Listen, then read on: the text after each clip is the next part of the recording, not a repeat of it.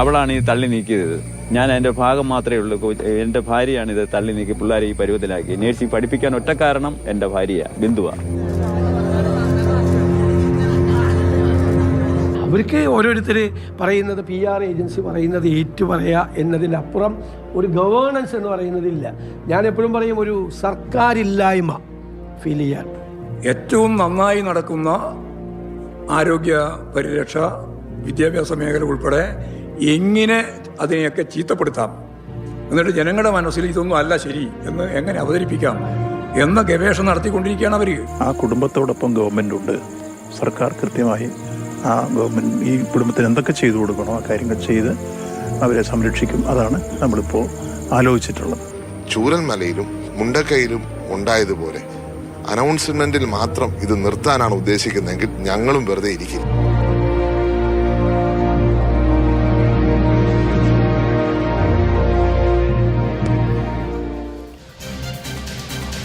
കാണുന്നില്ലേ നിങ്ങൾ ലോകം മുഴുവൻ മിഴിച്ച കണ്ണുകളുമായി ഉറ്റുനോക്കുന്നത്?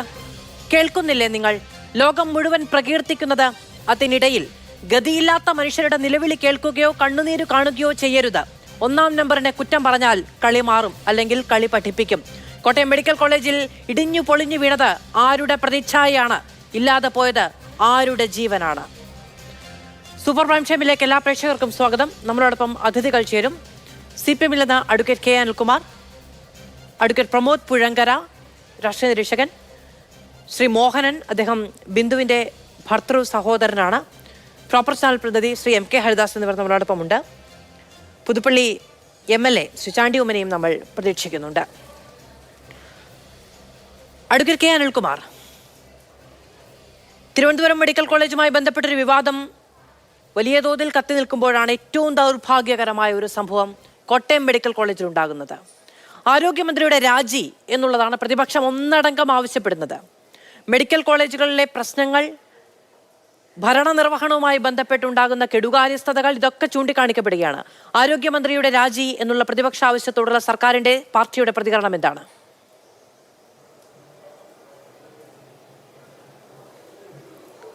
കൊല്ലം പഴക്കമുള്ളൊരു കെട്ടിടം ജീർണാവസ്ഥയിലാണ്. അതുകൊണ്ട് അത് ഉപയോഗിക്കാൻ പാടില്ല എന്ന് 2013 ബഹുമാനപ്പെട്ട ചാണ്ടിയുമ്മൻ്റെ അഭിവന്ദ്യ പിതാവ് കേരളം ഭരിക്കുമ്പോഴാണ് ഒരു റിപ്പോർട്ട് ആരോഗ്യവകുപ്പിൽ കിട്ടിയത്, പൊതുമരാമത്ത് വകുപ്പിൽ നിന്നും. 3 കൊല്ലം പിന്നീട് അധികാരത്തിൽ ഇരുന്നിട്ടും ഉമ്മൻചാണ്ടി സർക്കാർ അതിൽ അടങ്ങിയില്ല എന്നുള്ളതാണ് യാഥാർത്ഥ്യം. മെഡിക്കൽ കോളേജിന് അവിടുത്തെ എല്ലാ കെട്ടിടങ്ങളും നവീകരിക്കുന്നതിലേക്ക് പണം എത്തിക്കുക എന്നുള്ളതായിരുന്നു 9 കൊല്ലക്കാലത്തെ ഇടതുപക്ഷ ജനാധിപത്യ സർക്കാരിൻ്റെ ദൗത്യം. ആദ്യ പിണറായി സർക്കാർ 200 കോടി രൂപയുടെ വികസനമാണ് അവിടെ നടപ്പാക്കിയത്.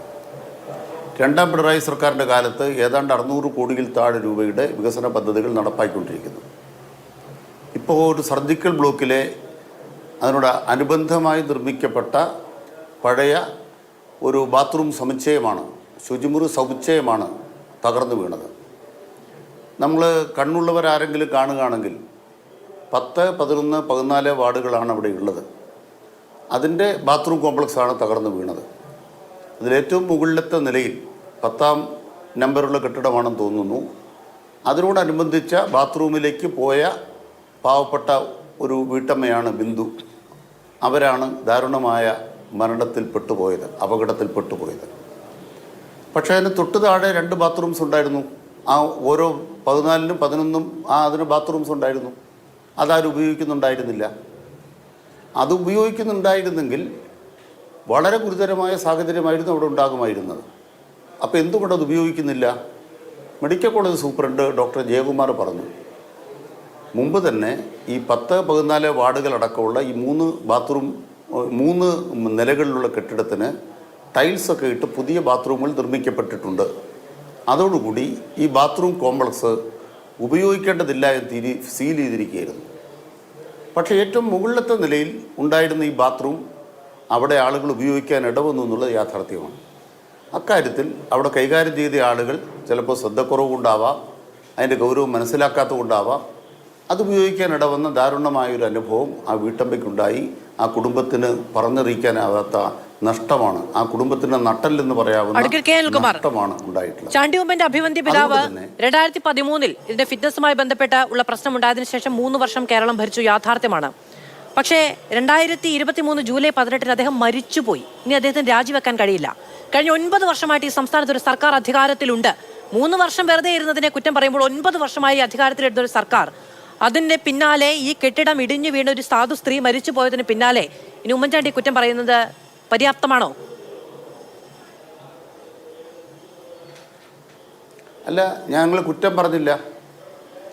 അവിടെ ഒരു മെഡിക്കൽ കോളേജിനകത്ത് 9 കൊല്ലത്തിനിടയിൽ 1-2 പിണറായി സർക്കാരുകൾ 900 കോടി രൂപയുടെ 800 കോടി രൂപയുടെ ഫണ്ട് അനുവദിച്ച് നിർമ്മാണം നടക്കുന്നു. അവിടുത്തെ പുതിയ OP ബ്ലോക്ക് കാണാൻ നിങ്ങളുടെ കോട്ടയത്തെ മാതൃക പ്രവർത്തകരോട് ഞാൻ അപേക്ഷിക്കുന്നു. അതുപോലെ തന്നെ ഇപ്പം തന്നെ ഈ മൂന്ന് കെട്ടിട മുറികൾ ആ പറയുന്ന 3 വാർഡുകൾ അവിടുന്ന് ഷിഫ്റ്റ് ചെയ്യുമ്പോൾ പുതുതായി ഇവിടെ നിർമ്മിക്കപ്പെട്ടിട്ടുള്ള 8 നിലയുള്ള സർജിക്കൽ ബ്ലോക്ക് കാണാൻ ഞാൻ അപേക്ഷിക്കുന്നു. അവിടെ 2 നില തന്നെ പൂർണ്ണമായിട്ടും അവിടെ സർജറിക്ക് മാറ്റിവെച്ചിരിക്കുന്നു. ഏറ്റവും ശീതീകരിച്ച ഏറ്റവും മെച്ചപ്പെട്ട നിലയിലുള്ള കോട്ടയം മെഡിക്കൽ കോളേജിലോ സംസ്ഥാനത്തെ മറ്റ് മെഡിക്കൽ കോളേജുകളിലോ മറ്റ് ആരോഗ്യ സംവിധാനങ്ങളിലോ യാതൊരു തരത്തിലുള്ള മുന്നോട്ട് പോക്കുമില്ല എന്നോ അവിടെ ഒന്നും വികസനം വന്നിട്ടില്ല എന്നൊന്നും ഞാൻ ആരോപിക്കുന്നില്ല. അത്തരം ആരോപണങ്ങൾ എന്ന് പറയുന്നത് മറ്റുള്ളവർ ആരെങ്കിലും ഉന്നയിക്കുന്നുണ്ടെങ്കിൽ അങ്ങേക്ക് അതിന് രാഷ്ട്രീയമായി മറുപടി പറയുകയും ചെയ്യാം. പക്ഷേ ഇതിന്റെ പ്രശ്നം അവിടെ ഫിറ്റ്നസ് ഇല്ലാത്തൊരു കെട്ടിടം 10-12 വർഷമായിട്ട് നിലനിൽക്കുന്നു. അതിൽ ശരി 3 വർഷം കഴിഞ്ഞ സർക്കാരിൻ്റെതാണ്, അതിനുശേഷമുള്ളത് മുഴുവൻ LDF സർക്കാരിൻ്റെതാണ്. അത് അപകടകരമായ അവസ്ഥയിലാണെന്ന് എല്ലാവർക്കും അറിയാവുന്നതാണ്. ആ കെട്ടിടം പൊളിച്ചു മാറ്റേണ്ടതിന്റെ ഉത്തരവാദിത്തം കഴിഞ്ഞ 9 വർഷമായിട്ടെങ്കിലും സംസ്ഥാന സർക്കാരിലാണ്. ഞാൻ അങ്ങോട്ട് ചോദിച്ച ആദ്യത്തെ ചോദ്യം ആരോഗ്യമന്ത്രിയുടെ രാജി എന്ന പ്രതിപക്ഷ ആവശ്യത്തോടുള്ള മറുപടി എന്താണ് എന്നാണ്.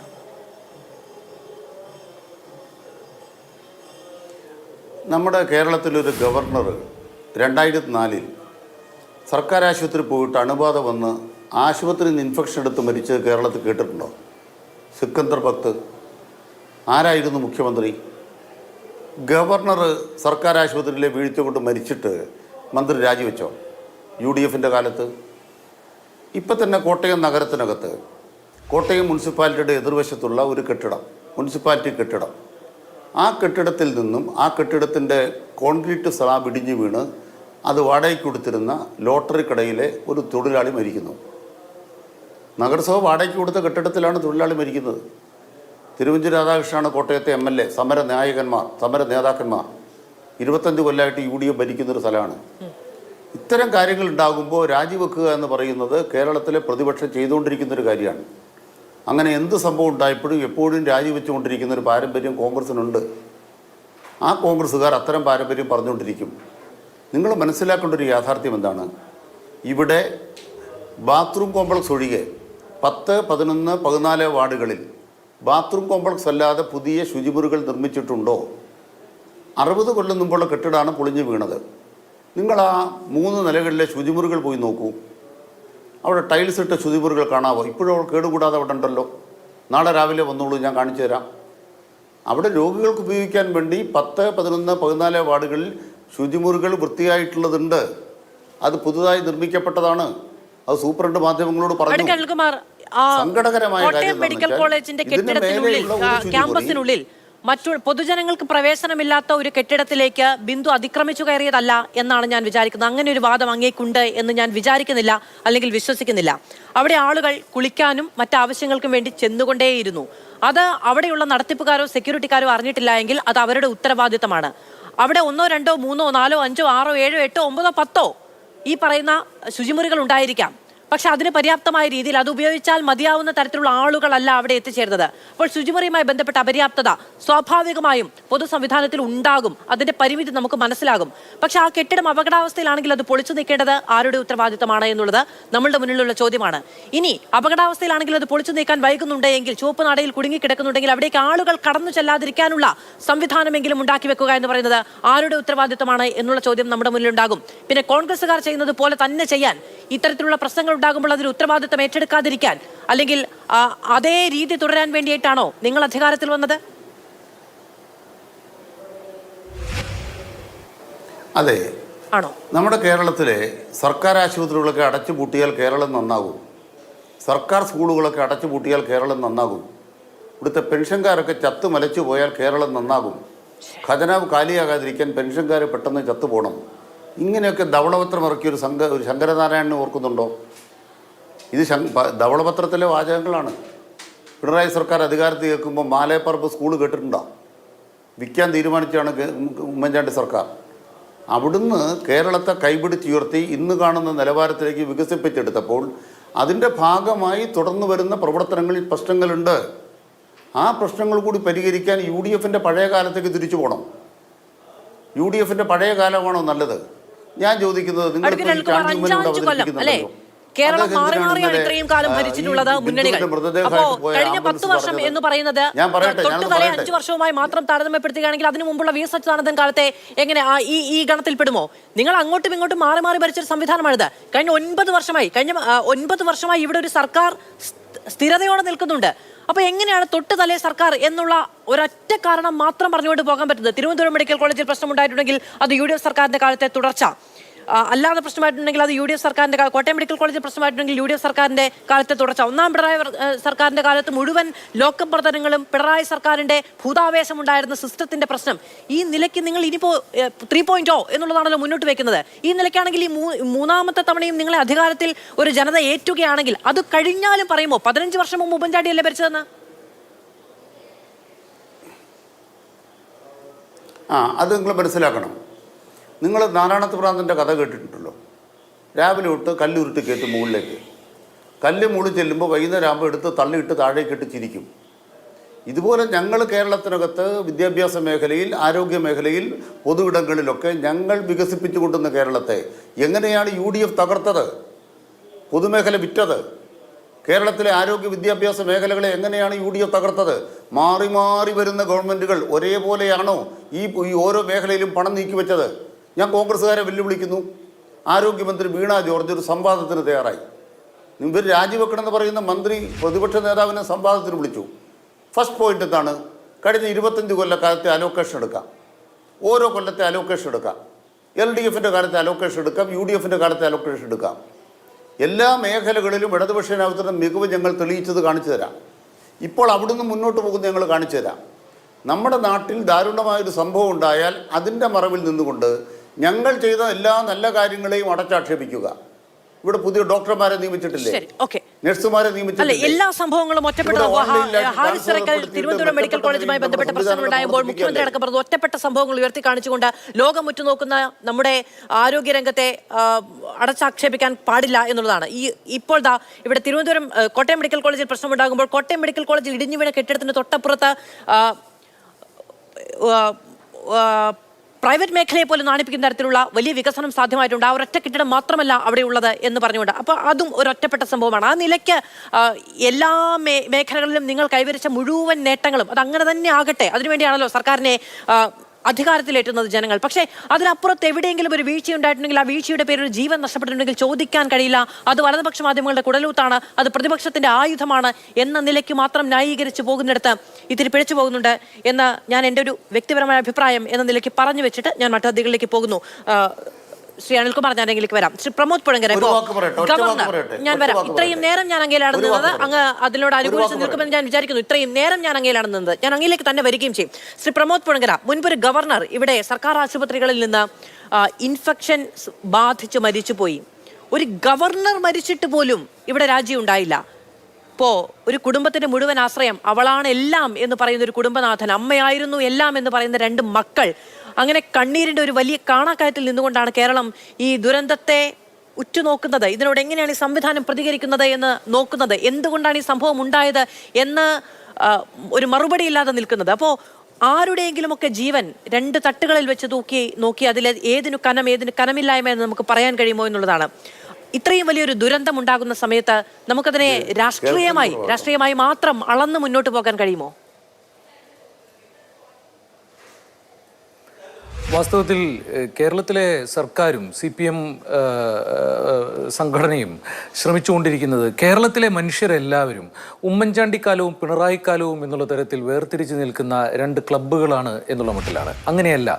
പൗരസമൂഹം എന്ന് പറയുന്ന ഒരു പൗരസമൂഹത്തിനോട് ഒരു ജനാധിപത്യ സമൂഹത്തിൽ പൗരസമൂഹത്തിനോട് മറുപടി പറയാനും അവരോട് അക്കൗണ്ടബിലിറ്റിയുമുള്ള ഒരു സംവിധാനമാണ് ഒരു ജനാധിപത്യ സമൂഹത്തിലെ സർക്കാർ. ഒന്ന് നോക്കൂ, ഉമ്മൻചാണ്ടിയുടെ കാലത്ത് ഗവർണർ മരിച്ചിട്ടുണ്ട് ആയതുകൊണ്ട് ഞങ്ങളുടെ ഭരണകാലത്ത് ഇനി പ്രധാനമന്ത്രിയോ രാഷ്ട്രപതിയോ മറ്റോ ഇവിടെ വന്ന് ആശുപത്രി കടന്ന് മരിച്ചാലേ ഞങ്ങൾ ഉത്തരം പറയേണ്ട കാര്യമുള്ളൂ എന്നുള്ള മട്ടിലൊക്കെ സംസാരിക്കുന്ന ഒരു സർക്കാർ എന്ന് പറയുന്നത് ജനങ്ങളോട് പരമപുച്ഛത്തിൽ പെരുമാറുന്ന ഒരു സർക്കാരാണ്. ഇപ്പോൾ ഇവർ പറയുന്ന പല കാര്യങ്ങളും 1950 മുതൽ ഇങ്ങോട്ട് എടുത്തു വെച്ച് കഴിഞ്ഞാൽ കേരളത്തിൻ്റെ പൊതുജനാരോഗ്യ സംവിധാനത്തിൻ്റെ ഡാറ്റ നോക്കിക്കഴിഞ്ഞാൽ അതിലെ ഒരു ക്രമാനുഗതമായ മാറ്റങ്ങളുടെ ഭാഗമായിട്ടുണ്ടാകുന്നതാണ്. അത് മാതൃശിശു മരണ നിരക്കുകളെല്ലാം ആയാലും ഒക്കെ അങ്ങനെ തന്നെയാണ്. ഇവിടെ പ്രശ്നം എന്താണ്? ഇവിടെ നമ്മുടെ പൊതുജനാരോഗ്യ സംവിധാനത്തിൽ ഉണ്ടാകുന്ന പ്രശ്നം എന്ന് പറയുന്നത് സാധാരണ മനുഷ്യരുടെ ജീവന് യാതൊരു വിലയുമില്ലാത്ത വിധത്തിൽ ഈ നമ്മളുടെ സംവിധാനം, നമ്മുടെ ഈ നേരത്തെ മന്ത്രിയൊക്കെ ഇങ്ങനെ പറഞ്ഞുകൊണ്ടിരിക്കുന്ന ഈ സിസ്റ്റം എന്ന് പറയുന്ന ഒരു സാധനം ഉണ്ടല്ലോ, ഈ സിസ്റ്റത്തെ നിയന്ത്രിക്കുകയും അതിനെ സാധാരണ മനുഷ്യരോട് അക്കൗണ്ടബിലിറ്റി ഉണ്ടാകുന്ന തരത്തിലുള്ള ഒന്നാക്കി മാറ്റുകയും ചെയ്യുന്നതിൽ സമ്പൂർണ്ണ പരാജയമാണ് ഇവരെന്നുള്ളതാണ്, ഈ രാഷ്ട്രീയ നേതൃത്വം പരാജയമാണ് എന്നുള്ളതാണ് പ്രശ്നം. ഇപ്പോൾ ഇവിടെ CPM പ്രതിനിധി ചർച്ചയിൽ ചോദിക്കുന്ന ചോദ്യത്തിനൊഴികെ ബാക്കി ഒരുപാട് കാര്യങ്ങൾ അദ്ദേഹം വളച്ചു കെട്ടിയൊക്കെ പറയുന്നുണ്ട്. പക്ഷേ ഈ പ്രശ്നത്തിൻ്റെ ജനങ്ങൾക്ക് ഉമ്മൻചാണ്ടിയുടെ കാലത്ത് മറ്റേ പൊളിഞ്ഞു വീഴാൻ റിപ്പോർട്ട് കൊടുത്ത കെട്ടിടം ഞങ്ങളുടെ കാലത്താണ് പൊളിഞ്ഞു വീണത് എന്നുള്ളതുകൊണ്ട് ഞങ്ങൾ ഉത്തരവാദിയല്ല എന്നുള്ളൊരു മറുപടിയാണോ ജനം പ്രതീക്ഷിക്കുന്നത്? എന്തൊരു ഗതികെട്ട സമൂഹമാണ് നമ്മളെങ്കിൽ. ഇപ്പോൾ ഈ സംഭവം തന്നെ എടുത്തു നോക്കൂ. 2013 ഈ കെട്ടിടത്തിൻ്റെ 3 കൊല്ലം ഉമ്മൻചാണ്ടിയുടെ ഭരണകാലത്ത് ഈ കെട്ടിടം ബലക്ഷയമുള്ള കെട്ടിടമാണെന്നുള്ളൊരു റിപ്പോർട്ട് ആ കാലത്തുണ്ടായെന്ന് പറയുന്നു. അതിനുശേഷം 2016 അന്നത്തെ ആരോഗ്യമന്ത്രി ശൈലജ ടീച്ചർക്ക്, ഞാനിത് അവിടുത്തെ ആശുപത്രി മേധാവി ഡോക്ടർ ജയകുമാർ ഇന്നലെ പറഞ്ഞാണല്ലോ, മാതൃഭൂമിയിലടക്കം റിപ്പോർട്ട് ചെയ്തതാണിത്. അദ്ദേഹം പറയുന്നത് 2016 അന്നത്തെ ആരോഗ്യമന്ത്രി ശൈലജ ടീച്ചറുടെ ശ്രദ്ധയിൽ ഇത് പെടുത്തുകയും ഇതിൻ്റെ ബലക്ഷയവും ഇത് നിലനിൽക്കുമോ, ഇത് ഉപയോഗിക്കാൻ പറ്റുമോ എന്ന് പരിശോധിക്കുന്നതിന് വേണ്ടി പൊതുമരാമത്ത് വകുപ്പിനോട് അത് പരിശോധിക്കാൻ ആവശ്യപ്പെട്ടു. PWDയോട് ആവശ്യപ്പെട്ടു. പൊതുമരാമത്ത് വകുപ്പ് യാതൊരു തരത്തിലുള്ള അന്വേഷണവും കൃത്യമായ റിപ്പോർട്ടും സമർപ്പിച്ചില്ല. ഒന്ന് ആലോചിക്കണം, പിണറായി വിജയൻ്റെ കീഴിലുള്ള ഒരു ആരോഗ്യ വകുപ്പ് അതേ മുഖ്യമന്ത്രിയുടെ അല്ലെങ്കിൽ അതേ സർക്കാരിൻ്റെ മറ്റൊരു വകുപ്പിനോട് ഒരു പൊതുജനാരോഗ്യ കേന്ദ്രത്തിൻ്റെ കെട്ടിടത്തിൻ്റെ ബലക്ഷയത്തെക്കുറിച്ച് ആയിരക്കണക്കിന് രോഗികൾ വരുന്ന ഒരു സ്ഥാപനത്തിലെ ഒരു കെട്ടിടത്തിൻ്റെ ബലക്ഷയത്തെക്കുറിച്ച് പരിശോധിക്കാൻ ആവശ്യപ്പെട്ടു. ഒരു നടപടിയും ഉണ്ടായില്ല. ഏതാണ്ട് 8 വർഷങ്ങൾക്ക് ശേഷം, 1 വർഷം മുമ്പ് എന്നാണ് ഇന്നലെ ഡോക്ടർ ജയകുമാർ പറയുന്നത്. അങ്ങനെയാണെങ്കിൽ 1 വർഷം മുമ്പ് എന്ന് പറഞ്ഞാൽ 2024 ഏതാണ്ട് 8 വർഷങ്ങൾക്ക് ശേഷം ഇവരുടെ കയ്യിൽ ഈ റിപ്പോർട്ട് കിട്ടിയിട്ട് 8 വർഷങ്ങൾക്ക് ശേഷവും 2013 ആണെങ്കിൽ 11 കൊല്ലത്തിന് ശേഷവും ഒരു സ്വകാര്യ സ്ഥാപനത്തെ ഇതിൻ്റെ ബലക്ഷയം പരിശോധിപ്പിക്കുന്നതിന് ഏൽപ്പിച്ചു. അവർ റിപ്പോർട്ട് നൽകി, ഇത് പൊളിച്ചു കളയണം എന്നുള്ള നിർദ്ദേശം നൽകി. അതിനുശേഷമാണ് കൂടുതൽ എത്രയും കുറ്റകരം എന്ന് വിശേഷിപ്പിക്കാവുന്ന കാര്യങ്ങൾ വരുന്നത്. ആ റിപ്പോർട്ട് കിട്ടിയതിന് ശേഷം ഈ സർക്കാർ എന്താ ചെയ്തത്, ഈ വകുപ്പ് എന്താ ചെയ്തത്? ഡോക്ടർ ഇന്നലെ ആശുപത്രി മേധാവി പറയുന്നത് കുറച്ചു കാലം അത് അടച്ചുപൂട്ടിയിടുന്ന ഒരു അവസ്ഥയിലേക്ക് ഉള്ള ഒരു നീക്കങ്ങളൊക്കെ ഉണ്ടായി. പക്ഷേ രോഗികളുടെ എണ്ണം വർദ്ധിച്ചപ്പോൾ ഞങ്ങളത് വീണ്ടും തുറന്നു കൊടുത്തു. അവിടെ എന്താ പോസ്റ്റ് ഓപ്പറേറ്റീവ് വാർഡോ സർജിക്കൽ വാർഡോ ഒക്കെ പ്രവർത്തിച്ചു എന്നുള്ളതടക്കമാണ് വരുന്നത്. അത് തുറന്നു കൊടുത്തു എന്നാണ് പറയുന്നത്. ഇന്നലെ തന്നെ പറയുന്നത് അത് തുറന്നു കൊടുത്തിട്ടുണ്ട്. അത് ഇവർ പറയുന്ന പോലെ ആളുകൾ അതിക്രമിച്ചു കയറി അവിടെ ഉപയോഗിച്ചുകൊണ്ടല്ല, ആശുപത്രി സംവിധാനത്തിൻ്റെ ഉള്ളിൽ ഉപയോഗിക്കുന്ന ഒരു കെട്ടിടമായിരുന്നു അതിൻ്റെ പല ഭാഗങ്ങളും എന്നുള്ളതാണ് വരുന്നത്. എന്നിട്ട് ഇന്നലെ ഈ പ്രശ്നം എങ്ങനെയാണ് നടക്കുന്നത്? ഇത് ഇടിഞ്ഞു പൊളിഞ്ഞു വീണു. ഈ ഒരു കെട്ടിടം സർക്കാരിൻ്റെ ഉടമസ്ഥതയിലുള്ള ആരോഗ്യ വകുപ്പിൻ്റെ മേൽനോട്ടത്തിലുള്ള ഒരു കെട്ടിടം ഇടിഞ്ഞു പൊളിഞ്ഞു വീണ് അതിലൊരു സ്ത്രീ അതിനടിയിൽപ്പെട്ട് മരിക്കുമ്പോൾ അതിന് ഉത്തരവാദി ആരാണ് എന്നുള്ളത് ഉമ്മൻചാണ്ടിയോട് ചോദിക്കുക എന്നാണോ പറയേണ്ടത്? ഈ സർക്കാർ ഉത്തരം പറയണ്ടേ? നിങ്ങൾ ഉത്തരം പറയണ്ടേ? അല്ലെങ്കിൽ ഇതിനു മുമ്പുള്ള 10 സർക്കാരിൻ്റെ ചെയ്തികളൊക്കെ പരിശോധിച്ച് അതൊക്കെ തീർപ്പാക്കിയതിന് ശേഷമാണോ ഈ സർക്കാർ അതിൻ്റെ കീഴിൽ നടന്ന ഒരു ഉത്തരവിന്? കഴിഞ്ഞ 9 വർഷമായിട്ട് നിങ്ങളല്ലേ ഇവിടെ ഈ ഭരിച്ചതിനെ യൂറോപ്പ് മാരിയാക്കി കൊണ്ടിരിക്കുന്നു അവകാശപ്പെടുന്നത്? അപ്പോഴാണ് കയ്യിൽ 8 വർഷമായി കഴിഞ്ഞ 9 വർഷമായിട്ട് കയ്യിൽ ഒരു റിപ്പോർട്ട് ഇരിക്കുക ഈ കെട്ടിടം വീഴുമെന്ന് പറഞ്ഞിട്ട്. അതും വെച്ചുകൊണ്ടിരുന്നാണ് നിങ്ങൾ അതിലേക്ക് ആളുകളെ കയറ്റിവിടുന്നത്. അത് ഉപയോഗിക്കാൻ പാടില്ലാത്ത കെട്ടിടം എന്നുള്ള റിപ്പോർട്ട് ഉള്ളപ്പോഴാണ് അവിടേക്ക് ആളുകളെ കയറ്റിവിടുന്നത്. നിങ്ങൾ ഈ മനുഷ്യരുടെ ജീവൻ എന്ത് വിലയാണുള്ളത്? മറ്റൊന്നു കൂടിയുണ്ട്, ഇത് പൊളിഞ്ഞു വീണു. അതിനുശേഷം മന്ത്രി എന്താ പറഞ്ഞത്? ജനങ്ങളോട് നുണ പറയുകയും ജനങ്ങളെ തെറ്റിദ്ധരിപ്പിക്കുകയുമാണ് മന്ത്രിമാർ ചെയ്തത്, ഈ സർക്കാർ ചെയ്തത്. Government lie to people. എന്താ അവർ ചെയ്തത്? അവരവിടെ വന്നതിന് ശേഷം പറഞ്ഞു ഈ കെട്ടിടം ഉപയോഗശൂന്യമായ കെട്ടിടമായിരുന്നു, അവിടെ ഉപയോഗമില്ലാത്ത സാധനങ്ങളൊക്കെ ഡംപ് ചെയ്യുന്നൊരു സ്ഥലമായിരുന്നു. ആയിരുന്നില്ല എന്നല്ലേ ഇന്നലെ ആശുപത്രി മേധാവി പറഞ്ഞത്? മറ്റൊന്നുകൂടി നോക്കൂ, ഇതിനിടയിൽ ആരും പെട്ടിട്ടില്ല എന്ന് മന്ത്രി പറഞ്ഞു. എന്നിട്ട് ഒരു സ്ത്രീ അതിനുള്ളിൽ കിടന്ന് അവരുടെ ജീവന് വേണ്ടിയിട്ടുള്ള അവസാന ശ്വാസത്തിന്റെ പിടച്ചിലുകൾ നടത്തുമ്പോൾ ആരോഗ്യമന്ത്രി ഇവിടെ നിന്നിട്ട് കേരളത്തിന്റെ കിഫ്ബി വികസനത്തിന്റെ കഥാപ്രസംഗം നടത്തുകയായിരുന്നു. ഒരു ദുരന്ത മുഖത്ത് ഒരു അപകടത്തിൽ പാലിക്കേണ്ട പ്രാഥമികമായ പ്രൊസീജിയറെങ്കിലും പാലിക്കണമെന്ന് ആ രണ്ട് മന്ത്രിമാർക്കോ അവിടെ കൂടി നിന്ന ഉദ്യോഗസ്ഥർക്കോ തോന്നിയിട്ടില്ല എങ്കിൽ അതിന്റെ പ്രശ്നം എന്ന് പറയുന്നത് അതിനിടയിൽ ഒരു മനുഷ്യജീവൻ ഉണ്ടോ എന്ന് മനുഷ്യൻ പോട്ടെ, ഒരു നായക്കുട്ടിയെങ്കിലും പെട്ടിട്ടുണ്ടോ എന്നാണ് ഒരു ആധുനിക സമൂഹം നോക്കുക. അത് നോക്കാൻ പോലുമുള്ള പ്രാഥമികമായ അഡ്മിനിസ്ട്രേറ്റീവ് പ്രൊപ്രൈറ്റി അവർക്ക് ഇല്ല എന്നുണ്ടെങ്കിൽ അതിനർത്ഥം സാധാരണ മനുഷ്യരുടെ ജീവനോട് അവർക്ക് വിലയില്ല എന്നുള്ളതാണ്. ഇവിടെ രക്ഷാപ്രവർത്തനം നടക്കേണ്ട സമയത്ത് അവിടെ മുഴുവൻ ശ്രദ്ധയും അതായത് അവിടെ ആരും പെട്ടിട്ടില്ല എന്ന റിപ്പോർട്ടടക്കം തെറ്റായ കാര്യങ്ങൾ മാധ്യമങ്ങളോടും ജനങ്ങളോടും പറഞ്ഞു എന്നുള്ളൊരു വിമർശനം ഉണ്ടാകുകയുണ്ടായി. ആ സമയത്ത് അത് സൂപ്രണ്ട് കൈമാറിയ പ്രാഥമികമായ വിവരം എന്ന് പറഞ്ഞാണ് മന്ത്രി അതിനെ പ്രതിരോധിക്കാൻ ശ്രമിച്ചത്. പക്ഷേ ഏതാണ്ട് 2 മണിക്കൂറിന് ശേഷമാണ് കൃത്യമായ ഒരു പരിശോധന അവിടെ നടക്കുന്നത് എന്നുള്ളത് സംബന്ധിച്ച ദൃശ്യങ്ങൾ കൂടി പുറത്തു വന്നു. ചാണ്ടി ഉമ്മൻ അവിടെ വന്നു നിന്ന് ഫയർഫോഴ്സ് ഉദ്യോഗസ്ഥരോട് ഒരു വേള കയർക്കുക പോലും ചെയ്യുന്നുണ്ട്. ഇവിടെ ഒരു സ്ത്രീയെ കുറിച്ചുള്ള വിവരങ്ങൾ ലഭ്യമായിട്ടുണ്ട്, നിങ്ങളൊന്ന് പരിശോധിക്കൂ എന്ന നിലയ്ക്ക് കയർക്കുക പോലും ചെയ്യുന്നുണ്ട്. പരിശോധനയുമായി ബന്ധപ്പെട്ട് വലിയ കാലതാമസം അവിടെ ഉണ്ടായിട്ടുണ്ടെന്ന് ആക്ഷേപങ്ങളുണ്ട്. അത് സംബന്ധിച്ച് കൂടി പരിശോധന വേണ്ടതുമാണ്. നമ്മളോടൊപ്പം ശ്രീ മോഹനൻ കൂടിയുണ്ട്. അദ്ദേഹം ഈ ബിന്ദുവിന്റെ ഭർത്തൃ സഹോദരനാണ്. ശ്രീ മോഹനൻ, സംസ്ഥാനം മുഴുവനായും ചർച്ച ചെയ്യുന്നൊരു വിഷയമായത് മാറിയിട്ടുണ്ടെങ്കിലും നിങ്ങൾക്കിത് വളരെ വ്യക്തിപരമായ വേദനയുള്ളൊരു കാര്യമാണ്. ഇത്തരമൊരു ചർച്ചയിലേക്ക് ആ വേദന പങ്കുവെക്കുന്ന ആളുകളെ വിളിച്ചുകൊണ്ടുവരിക എന്ന് പറയുന്നത് ഞങ്ങൾക്കും വലിയ മാനസിക പ്രശ്നമുള്ള ഒന്നാണ്.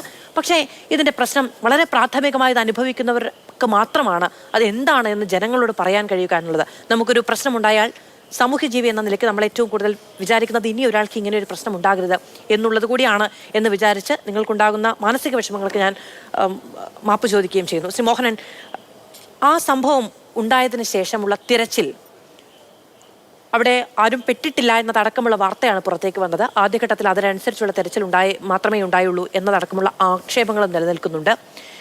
വലിയ നഷ്ടമാണ് നിങ്ങൾക്കുണ്ടാവുകയും ചെയ്തത്. നിങ്ങൾക്ക് എന്താണ് പറയാനുള്ളത്? അല്ല, ബഹുമാനപ്പെട്ട അനിൽകുമാർ ഇതും പറയും, ഇതിനപ്പുറവും പറയും. യഥാർത്ഥത്തിൽ സംഭവിച്ചെന്ന് പറഞ്ഞാൽ സർക്കാരിൻ്റെ വീഴ്ചയാണ് ഇത് സംഭവിച്ചത്.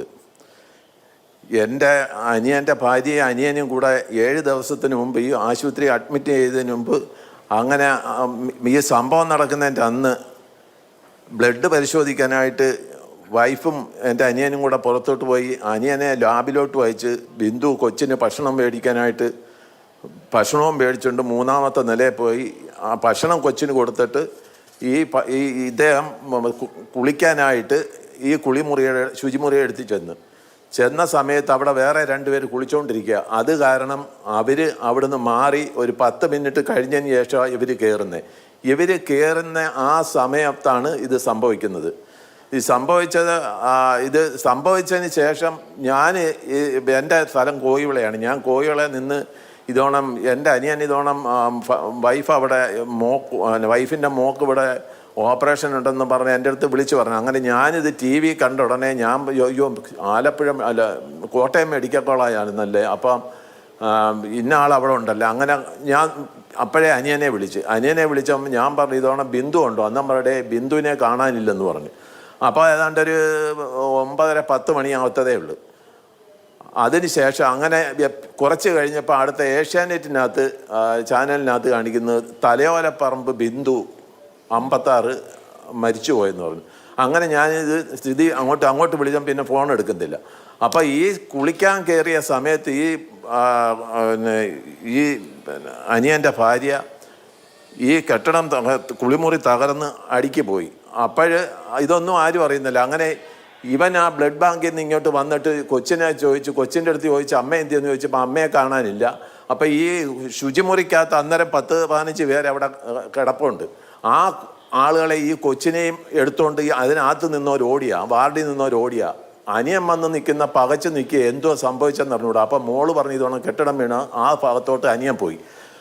അവൻ അവിടെ ചെന്ന് കാണുന്ന കാഴ്ച എന്ന് പറഞ്ഞു കഴിഞ്ഞാൽ ആളുകളെല്ലാം അങ്ങോട്ടും ഇങ്ങോട്ടും കയറി ഇവൻ പറഞ്ഞ് എൻ്റെ വൈഫ് എൻ്റെ ഭാര്യ ഇതിനകത്തുണ്ടായിരുന്നു, ഭാര്യയെ കാണുന്നില്ല. അന്നേരം അവിടെ നിന്ന് 2 പോലീസ് ഉദ്യോഗസ്ഥന്മാർ പറഞ്ഞു ഇല്ല ഇവിടെ ഇല്ല, കാഷ്വാലിറ്റി ചെന്ന് നോക്കാൻ അവിടെ കാണുമെന്ന് പറഞ്ഞു.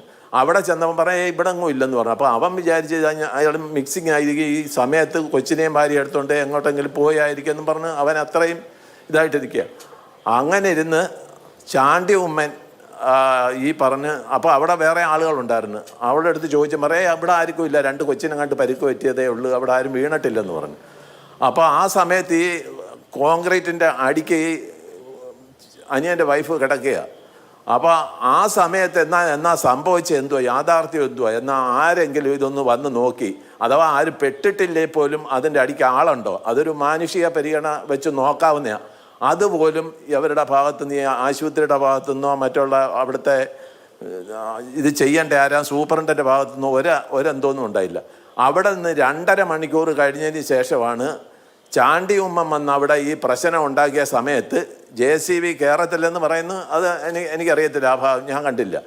അപ്പോൾ JCB കേരളത്തിലെന്ന് പറഞ്ഞാൽ എന്തായാലും അവിടെ വന്ന് JCB വെച്ചടിച്ചപ്പം 2.5 മണിക്കൂറിന് ശേഷം ആ ബോഡി എടുത്ത്, നേരെ മറിച്ച് ഈ ബിൽഡിങ് താന്ന സമയത്ത്, ആ വീഴുന്ന സമയത്ത് ഒരു അരമണിക്കൂറിന് ശേഷം ഇത് തിരഞ്ഞായിരുന്നെങ്കിൽ ആ ബിന്ദുവിന്, എൻ്റെ അനിയൻ്റെ ഭാര്യ, ആ കൊച്ച് നഷ്ടപ്പെടുത്തില്ലായിരുന്നു.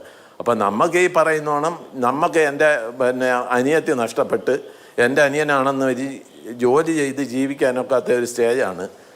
10-20 വർഷമായി തലയോലപ്പറമ്പിൽ വന്ന് ജയിച്ചിട്ട് എൻ്റെ കൂടെ ആയിരുന്നു. 20 വർഷം കൊണ്ട് അവരിവിടെ താമസിക്കുകയാണ്. അവന് ജോലിക്ക് പോകാനുള്ള ഇതൊന്നുമില്ല. അത് സിമെൻറ്റ് മേശം പണിയാണ്ട് സിമെൻറ്റിൽ അലർജി കൊണ്ട് കൈയും കാലുമൊക്കെ പൊട്ടി പിള്ളേരും. അപ്പോൾ അങ്ങനെ ആശുപത്രിയിലൊക്കെ കാണിച്ചാൽ അത് ഒരുമാതിരി മാറി വന്നതിന് ശേഷം ചെറിയ പണിക്കൊക്കെ പോയി ഏതെങ്കിലും കൊണ്ടു കൊടുക്കുക. അപ്പോൾ ആകെ ആ വീടിൻ്റെ ഒരു ആശ്രയം എന്ന് പറഞ്ഞാൽ ഈ കുട്ടിയാണ്. അത് ആ തൊട്ടപ്പുറത്ത് തലയോലപ്പറമ്പിൽ ഒരു കടയിൽ പോയി 300 രൂപ ശമ്പളത്തിൽ ജോലി ചെയ്ത 50 രൂപ ആ കൊച്ച് ആട്ടോ കൂലി കൊടുത്ത കാര്യം, കാലിന് വേദനയുണ്ട്, നടന്ന് പോകാൻ വയ്യ. അപ്പോൾ ആ കൊച്ച് 50 രൂപ ആട്ടോ കൂലി കൊടുത്തിട്ടാണ് ഈ പൈസയും കൊണ്ട് ആഴ്ചയിൽ വരുന്നത്. ഇതുകൊണ്ടാണ് അവരുടെ ഈ വരുമാനം നടക്കുന്നത്. പിന്നെ അവർ അനിയത്തിയുടെ അമ്മയുണ്ട്, അവർക്കും വയ്യ. അപ്പം ഈ കുടുംബത്തിൻ്റെ ഒരു അത്താണി, ഏറ്റവും ഉള്ള ഒരു അത്താണിയായിരുന്നു ഈ ബിന്ദു എന്ന് പറയുന്നത്. ആ കുടുംബം കൊണ്ടുപോയത് അനിയത്തിയാണ്.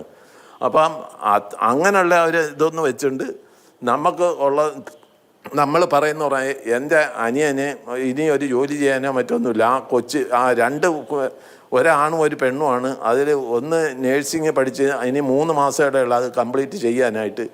അപ്പോൾ ആ സമയത്ത് അപ്പോൾ ഈ അവിടെ കുറേ ഫീസ് അടയ്ക്കാനുണ്ട്. ആ ഫീസ് അടയ്ക്കുന്നതിൻ്റെ വഴിച്ച് അവിടുന്ന് കോളേജിൽ നിന്ന് പറഞ്ഞു വിട്ടാൽ അങ്ങനെ വന്നപ്പം പിന്നെ ഇത് നോക്കിയപ്പോൾ ഇങ്ങനെ നടുവിനും കഴുത്തിനും വേദനയുണ്ട്. അങ്ങനെ ടെസ്റ്റ് ചെയ്തേരം ആ ഇതിനു വേണ്ടി അവിടെ അഡ്മിറ്റായി ഓപ്പറേഷൻ അടുത്ത ആഴ്ച ചെയ്യാമെന്നും പറഞ്ഞിരുന്നതാണ്.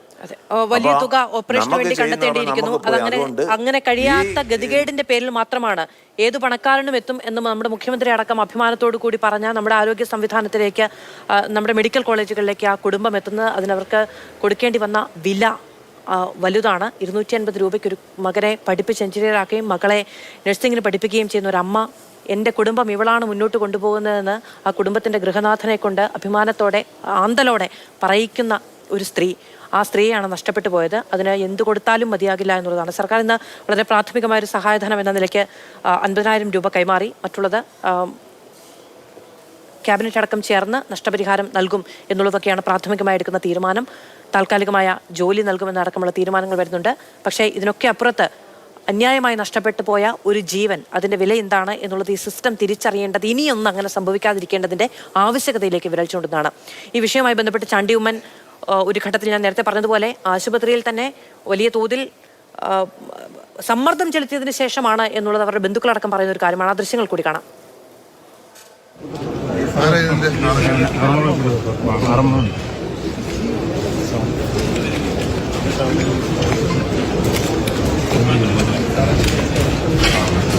ഇതെന്താ ക്ലിയർ ചെയ്യാത്തെ? ആൾ കുടുങ്ങിയിട്ടുണ്ടോ എന്ന് അറിയണ്ടേ? കാരണം ആരെങ്കിലും ഒരാൾ കുടുങ്ങിയിട്ടുണ്ടോ ഇല്ലയോ എന്ന് നമുക്ക് അറിയത്തില്ല. എന്താ യുദ്ധകാലടിസ്ഥാനം ചെയ്യേണ്ട കാര്യമില്ല. നിങ്ങൾ അങ്ങനെ നോക്കണ്ട, നിലപാട് കൊണ്ടോണ്ടേ മാറ്റം ക്രമീകരണം ചെയ്യുക. ആൾക്കാർ ഇങ്ങനെ കൂടി നിന്നിട്ട് കാര്യമുണ്ടോ? കാരണം എന്താ? കാരണം ക്ലിയർ ചെയ്യാത്തതിന്റെ ഒരു ക്ലിയർ ചെയ്യാൻ പറ്റില്ല. അത് കൂടുതൽ അപകടം ഉണ്ടാകാത്ത രീതിയിൽ ക്ലിയർ ചെയ്യണം. അതിനുവേണ്ടി ഫയർഫോഴ്സ് എക്യുപ്മെന്റ്സ് വിളിച്ചിട്ടുണ്ട്, ചെയ്തോളൂ.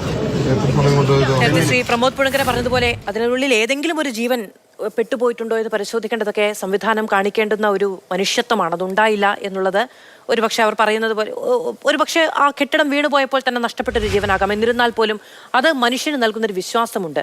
നമുക്ക് വേണ്ടി പ്രവർത്തിക്കാൻ ഈ സംവിധാനം തയ്യാറാണ് എന്നുള്ളത്. അതിലൊരു ലംഘനം ഉണ്ടായിട്ടുണ്ട് എന്നുള്ളതാണ് അവരുടെ വേദന. ശ്രീ ചാണ്ടിയുമ്മൻ MLA പ്രതികരണം നമുക്ക് ലഭ്യമാണ്. ശ്രീ ചാണ്ടിയുമ്മൻ, അന്യായമായൊരു മരണം കടുത്ത രാഷ്ട്രീയ പോരിനു കൂടി വഴിവെച്ചിരിക്കുകയാണ്. അന്ന് ഭരിച്ചവരും ഇന്ന് ഭരിക്കുന്നവരും പരസ്പരം വിരൽ ചൂണ്ടുകയും ചെയ്യുന്നുണ്ട്. ഈ ജീവനഷ്ടത്തിന് ആര് മറുപടി പറയും? ഇതിനകത്ത് രാഷ്ട്രീയമില്ല. എനിക്കിപ്പോൾ ഒറ്റ ആവശ്യമുള്ളൂ, ആ കുടുംബത്തിനെ സംരക്ഷിക്കണം. 25 ലക്ഷം രൂപ കൊടുക്കണം, കുടുംബത്തിലെ ഒരംഗക്ക് ജോലിക്ക് കൊടുക്കണം, ആ കുടുംബത്തെ ദത്തെടുക്കണം, ആ കുടുംബത്തിലെ കുട്ടിയുടെ ചികിത്സ എടുക്കണം. എനിക്കത് മാത്രമേ പറയാനുള്ളൂ. പിന്നെ 2013 കഥ പറയുന്നവർ പഴയൊരു കഥയും കൂടെ അറിയണം. എന്താണ്? അവിടെ അക്കേഷ്യയുടെ പേരിൽ സമരം നടത്തിയൊരു പാർട്ടിയുണ്ട്. ഇതേപോലെ അന്ന് ബലക്ഷയത്തിൻ്റെ പേരിലായിരിക്കും അവിടെ ഒരു ബിൽഡിംഗ് അപ്പുറത്ത് കെട്ടണം എന്നാവശ്യപ്പെട്ടുകൊണ്ട് UDF സർക്കാർ തീരുമാനിച്ചപ്പോൾ അവിടെ അക്കേഷ്യ വളരുന്നു, അക്കേഷ്യ നശിപ്പിക്കാൻ പാടില്ല. പണ്ട് സീപ്ലെയിൻ ഇറങ്ങിയപ്പോൾ മീൻ കുഞ്ഞുങ്ങൾ മരിക്കുന്നു എന്ന് പറഞ്ഞ പോലെ അവിടെ അക്കേഷ്യയുടെ പേരിൽ സമരം നടത്തി അവിടെ പദ്ധതി തടഞ്ഞത് ആരാണ്? ആ തടഞ്ഞവരാണ് ഇന്ന് അധികാരത്തിലിരിക്കുന്നവർ. അപ്പോൾ അവർക്ക് 9 വർഷം കിട്ടിയല്ലോ. ഫിറ്റ്നസ് സർട്ടിഫിക്കറ്റ് കിട്ടിയെന്ന് പറഞ്ഞിട്ട് 3 വർഷമേ ഉള്ളൂ. പോട്ടെ, അത് കഴിഞ്ഞ് 50 വർഷം എന്ത് ചെയ്യായിരുന്നു? അതിന് ഉമ്മൻചാണ്ടിയാണോ രാജിവെക്കേണ്ടത്? അപ്പോൾ തീർച്ചയായിട്ടും ഇതൊക്കെ ബാലിശമായിട്ടുള്ള ഇരുട്ടുകൊണ്ട് ഓട്ടയടയ്ക്കെന്ന് പറയും. ബാലിശമായിട്ടുള്ള ആരോപണങ്ങളും ബാലിശമായിട്ട് എന്നും CPM ഡിഫൻസിലാവുമ്പോൾ ഇതേപോലത്തെ ആരോപണങ്ങളുമായിട്ടാണ് വരുന്നത്.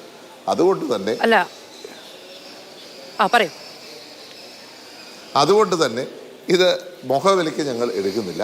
അവിടെ സർക്കാർ ചെയ്യേണ്ട ഒരു കാര്യം, ഫിറ്റ്നസ് സർട്ടിഫിക്കറ്റ് ഇല്ലാതൊരു ഹോസ്പിറ്റൽ ബിൽഡിംഗ് എങ്ങനെ പ്രവർത്തിച്ചു, ആ പ്രവർത്തിച്ചതിന് കാരണക്കാരാര്, അവിടെ കെട്ടിടം പ്രവർത്തിക്കുന്നില്ല എന്ന് പറഞ്ഞ് ഇതിനെ ലഘൂകരിക്കാൻ ശ്രമിച്ചത് ആര്, അവിടെ രാവിലെയും കുളിച്ചിട്ട് വന്നവരുണ്ട്, കുളിക്കാൻ പോയവരുണ്ട്, കുളിച്ചിട്ടിറങ്ങിയവരുണ്ട്. ഇപ്പൊ മറ്റുള്ളവരെല്ലാവരും പറയുന്ന ഒരു കാര്യം എന്ന് പറയുന്നത് അവിടെ ഈ ഒരൊറ്റ കെട്ടിടം, അത് അപ്പുറത്തുള്ള മറ്റെല്ലാം പെർഫെക്റ്റ് ആണ്, അതിന് അപ്പുറത്തുള്ള എല്ലാം ആഗോളതലത്തിൽ വളരെ പെർഫെക്റ്റ് ആയ സംവിധാനങ്ങളുള്ള ക്രമീകരണങ്ങളാണ് എന്നുള്ളതാണ്. ഈ ഒരൊറ്റ ഇടത്ത് മാത്രമുള്ളതാണ്, അതൊരൊറ്റപ്പെട്ട സംഭവമാണ് എന്നുള്ളതാണ്. നമ്മൾ 3 നില കെട്ടിടം കണ്ടു. തൊട്ടപ്പുറത്ത് 12ാം വാർഡിലോട്ടൊന്ന് പോകണമായിരുന്നു. ഞങ്ങൾ ചെല്ലുമ്പോൾ പെട്ടെന്ന് സ്ട്രെച്ചറുമായിട്ട് ആൾക്കാർ പോകുക. അപ്പോൾ സ്ട്രെച്ചറിൽ പോകുന്ന ഒരാളോട് ഞങ്ങളുടെ നേതാവ് ശ്രീ ഫിൽസൺ മാത്യു ചോദിച്ചു, എന്താ ഇങ്ങനെ പോകുന്നതെന്ന് ചോദിച്ചു. സാധനം എടുക്കാനാണ്. അവിടെ ചെല്ലുമ്പോഴാണ് ഈ ആൾക്കാരെ മാറ്റിക്കൊണ്ടിരിക്കുക. അപ്പം ഞങ്ങളവിടെ ചെല്ലുമ്പോൾ ആൾക്കാരെ കാണാൻ പാടില്ല. കാരണം അവിടോട്ട് ചെല്ലുമ്പോൾ അതിനെക്കാട്ടി മോശം അവസ്ഥയിൽ അവിടുത്തെ ബാത്റൂം, അതിനെക്കാട്ടി മോശം അവസ്ഥയിലാണ് അവിടുത്തെ ബിൽഡിംഗ്. എപ്പോൾ വേണമെങ്കിൽ അതിടിഞ്ഞ് വീഴാം. 12ാം വാർഡിലെ സിറ്റുവേഷനാണ്. അവരെ നേരെ പുതിയ കെട്ടിടത്തിലോട്ട് കൊണ്ടുപോയെന്ന് ഞാൻ വിശ്വസിക്കുന്നു. ENDയിലോട്ട് എന്നാൽ അതിനെക്കാട്ടി മോശം അവസ്ഥ എന്നാണ് ഞാൻ മനസ്സിലാക്കുന്നത്. ഞാൻ അവിടുന്ന് മെൻസ് ഹോസ്റ്റലിലോട്ടാണ് പോയത്. മെൻസ് ഹോസ്റ്റല് പിള്ളേർ പറഞ്ഞത് പെയിൻറ്റിങ്ങിലാണ് നിൽക്കുന്നതെന്ന്. അപ്പം ഞാൻ നോക്കിയപ്പോൾ പെയിൻറ്റ് അടിച്ചുകൊണ്ടിരിക്കുക. 68 വർഷം ആയിട്ടുള്ള ഒരു ബിൽഡിങ്ങാണ്. അതിന് പെയിൻറ്റിങ് അടിച്ച് പെയിൻറ്റിൻ്റെ പുറത്താണ് നിലനിർത്തുന്നത്. അപ്പോൾ ഇതൊക്കെ ആരെ വഞ്ചിക്കാനാണ് എന്ന് ആലോചിക്കണം. തീർച്ചയായിട്ടും ഗവൺമെൻറ് രാഷ്ട്രീയം മാറ്റിവെച്ച് ഇതിൻ്റെ വികസനത്തിലേക്ക്, അല്ലെങ്കിൽ ഫിറ്റ്നസ് എല്ലാ ഹോസ്പിറ്റൽസിൻ്റെയും, അത് മെഡിക്കൽ കോളേജ് മാത്രമല്ല ഗവൺമെൻറ് ലെവലിലുള്ള എല്ലാ ഹോസ്പിറ്റൽസിൻ്റെയും ഫിറ്റ്നസ് പരിശോധിക്കണം. അവിടെ എന്തെങ്കിലും സാഹചര്യത്തിൽ ഇതേ സാഹചര്യം ഉണ്ടെങ്കിൽ അതിനെതിരെ നടപടി ഉണ്ടാവണം എന്നുള്ളതാണ്. ശരി, വളരെയധികം നന്ദി ശ്രീ ചാണ്ടിയമ്മൻ ഞങ്ങളോട് സംസാരിച്ചതിന്. പ്രോപ്പർ ചാനൽ പ്രതിനിധി ശ്രീ MK ഹരിദാസ് കൂടി നമ്മളോടൊപ്പം ഉണ്ട്. ശ്രീ MK ഹരിദാസ്, ഇപ്പോൾ കുറച്ച് മണിക്കൂറുകൾക്ക് മുമ്പ് ശ്രീമതി വീണ ജോർജിന്റെ ഒരു പ്രതികരണം ഫേസ്ബുക്കിൽ വന്നത് കോട്ടയം മെഡിക്കൽ കോളേജിലുണ്ടായത് ദാരുണമായ സംഭവമാണ്. അപകടത്തിൽപ്പെട്ട ബിന്ദു മരണമടഞ്ഞ സംഭവം വേദനിപ്പിക്കുന്നതാണ്. കുടുംബത്തിന്റെ ദുഃഖം എന്റെയും ദുഃഖമാണ്. അതിൽ പങ്കുചേരുന്നു, ആദരാഞ്ജലികൾ അർപ്പിക്കുന്നു. സർക്കാർ പ്രിയപ്പെട്ട ബിന്ദുവിന്റെ കുടുംബത്തിനൊപ്പം ഉണ്ടാകും എന്നുള്ളതാണ്. ഈ സംവിധാനം മെച്ചപ്പെടുത്താനുള്ള ശ്രമം സർക്കാരിന്റെ ഭാഗത്തുനിന്ന് ഉണ്ടാകും എന്നുള്ളതാണ് മുഖ്യമന്ത്രി ഫേസ്ബുക്കിൽ കുറിച്ചത്. ഇതിൽ നിന്നൊക്കെ പഠിക്കുമോ?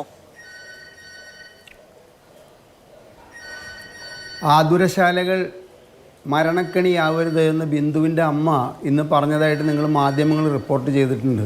തൻ്റെ മകളോ നഷ്ടപ്പെട്ടു. ഇനി ഒരു അമ്മയ്ക്കും ഈ ദുരന്തം വരരുത് എന്ന് ആഗ്രഹിക്കുന്ന ഒരു അമ്മയുടെ ആ വിലാപം ഈ സർക്കാർ കേൾക്കണം. കാരണം ഇന്ന് റിപ്പോർട്ട് ചെയ്തിരിക്കുന്നത് കാസർഗോഡ് ജില്ലാ ആശുപത്രിയുടെ TB യൂണിറ്റിൻ്റെ ഒരു കെട്ടിടം ഏത് സമയത്തും തകർന്നു വീഴാനുള്ള സാധ്യതയുണ്ട്. ആലപ്പുഴയിലെ ജനറൽ ആസ്പത്രിയുടെ പഴയ ബ്ലോക്ക് ആലപ്പുഴ മെഡിക്കൽ കോളേജിൻ്റെ ജനറൽ വാർഡിൻ്റെ ഒരു ബ്ലോക്ക് ഏത് സമയത്തും തകർന്നു വീഴാൻ സാധ്യതയുണ്ട്. പാലക്കാട് ഇതുമാതിരി തന്നെ ജില്ലാ ആസ്പത്രിയുടെ ഒരു ബ്ലോക്ക് ഏത് സമയത്തും തകർന്നു വീഴാൻ സാധ്യതയുണ്ട്. ഞാൻ ഈ ഗുരുവായൂരിരിക്കുന്ന ഞാൻ അവിടെ പോയി നോക്കിയിട്ടല്ല പറയുന്നത്, മാധ്യമങ്ങൾ റിപ്പോർട്ട് ചെയ്തതിൻ്റെ അടിസ്ഥാനത്തിൽ ബിന്ദുവിൻ്റെ അമ്മ ഇന്ന് പറഞ്ഞിട്ടുള്ള വിലാപമുണ്ടല്ലോ, അത് ഈ സർക്കാർ കേൾക്കണം. കാരണം 9 വർഷം മുമ്പ് ഭരിച്ച സർക്കാരുകളുടെ പിടിപ്പുകോട് കൊണ്ടാണ് കോട്ടയം മെഡിക്കൽ കോളേജിൽ ഇത്തരത്തിലൊരു ദുരന്തം ഉണ്ടായത് എന്ന് പറയാൻ വേണ്ടിയിട്ട് ആളുകൾ തയ്യാറായിരിക്കുന്ന നമ്മുടെ നാട്ടിൽ ഈ ഡോക്ടർ വന്ദനാദാസ് കൊലപാതകം കൃത്യമായ സെക്യൂരിറ്റി ഡ്യൂട്ടി ചെയ്യുന്ന ഡോക്ടർമാർക്ക് കൊടുക്കാത്തതിൻ്റെ പേരിൽ ഡോക്ടർ വന്ദനാദാസ് എന്ന് പറയുന്ന ഒരു കുടുംബത്തിൻ്റെ വിളക്കാകേണ്ട ഒരു 25-24 വയസ്സ് പ്രായമുള്ളൊരു പെൺകുട്ടി കൊല ചെയ്യപ്പെട്ടത് ഈ സംസ്ഥാനത്താണ്. അതും മുൻകാല സർക്കാരിൻ്റെ പിടിപ്പുകേട് കൊണ്ടാണ് എന്ന് നമുക്ക് വ്യാഖ്യാനിക്കാം. കോവിഡ് രോഗിയെ ആംബുലൻസിൽ കൊണ്ടുപോകുമ്പോൾ ഡ്രൈവർ ബലാത്സംഗം ചെയ്തു, അതും നമുക്ക് വ്യാഖ്യാനിക്കാം എന്ത് മുൻകാല സർക്കാരുകളുടെ ഈ 9 വർഷത്തെ അല്ലെങ്കിൽ കോവിഡിൻ്റെ 5 വർഷത്തെ ഭരണത്തിലുണ്ടായിട്ടുള്ള പരാജയമല്ല അത്. ഓപ്പറേഷൻ തിയേറ്ററിലെ അർദ്ധബോധാവസ്ഥയിൽ കിടക്കുന്ന ഒരു രോഗിയെ അവിടുത്തെ ഹോസ്പിറ്റൽ ജീവനക്കാരൻ മെഡിക്കൽ കോളേജ് ജീവനക്കാരൻ ബലാത്സംഗം ചെയ്തു, അതും മുൻകാല സർക്കാരുകളുടെ പിടിപ്പുകേട് കൊണ്ടാണ് സംഭവിച്ചിരിക്കുന്നത്. കാലിക്കറ്റ് മെഡിക്കൽ കോളേജിൻ്റെ ICUവിലെ ഒരു തീപിടുത്തമുണ്ടായി, കഴിഞ്ഞ ഒരു മാസം മുമ്പാണ് ഉണ്ടായത്, അതും മുൻകാല സർക്കാരിൻ്റെ ഇതിലാണ്. ഇവരെ മാധു സത്യം പറഞ്ഞു കഴിഞ്ഞാൽ ആനയുടെ ചിത്രം വരച്ച് അതിൻ്റെ പുറത്ത് കയറാൻ ആഗ്രഹിച്ച ഒരു കുട്ടിയുടെ കഥ ഉണ്ട് ഈസോപ്പ് കഥകളിൽ. ആ കഥയുടെ കഥാപാത്രങ്ങളാണ് കേരളത്തിൽ ഇന്നത്തെ ഭരണാധികാരികൾ. ഇവർ ഈ ആരോഗ്യ കേരളത്തിന് നമ്പർ 1 എന്ന് പറഞ്ഞിട്ട് ജനങ്ങളെ വിശ്വസിപ്പിച്ചുകൊണ്ട് എന്താണ് യഥാർത്ഥത്തിൽ എന്ന് ഇവർ മനസ്സിലാക്കുന്നില്ല. നമ്മൾ കാണുന്ന ഒരു കഥകളിക്കാരനെ നിങ്ങൾ മാധു ഒന്ന് നോക്കൂ. അതായത് അവരുടെ കാതിലെ ഒരു 500 ഗ്രാമിൻ്റെ 2 കമ്മല്, അവരുടെ കഴുത്തിലൊക്കെ വല്ലാത്ത ആടയാഭരണങ്ങൾ. പക്ഷേ ആ കഥകളി വേഷം അഴിച്ചു വെച്ച് കഴിഞ്ഞാൽ അവർ പച്ചയായ മനുഷ്യരും എന്നും കഞ്ഞി കുടിക്കേണ്ട അവസ്ഥയിലുള്ള ഒരു സാധാരണ കലാകാരനുമാണ്. ഇത് തന്നെയാണ് കേരളത്തിലെ ആരോഗ്യരംഗത്തെ ഏറ്റവും വലിയ പ്രശ്നം. ആസ്പത്രി കെട്ടിടങ്ങളെല്ലാം പെയിൻ്റ് അടിച്ച് ആസ്പത്രിയുടെ മുറ്റങ്ങളെല്ലാം ടൈല് വിരിച്ചിട്ടൊക്കെ വൃത്തിയാക്കലല്ല കൃത്യമായിട്ട് വേണ്ടത്.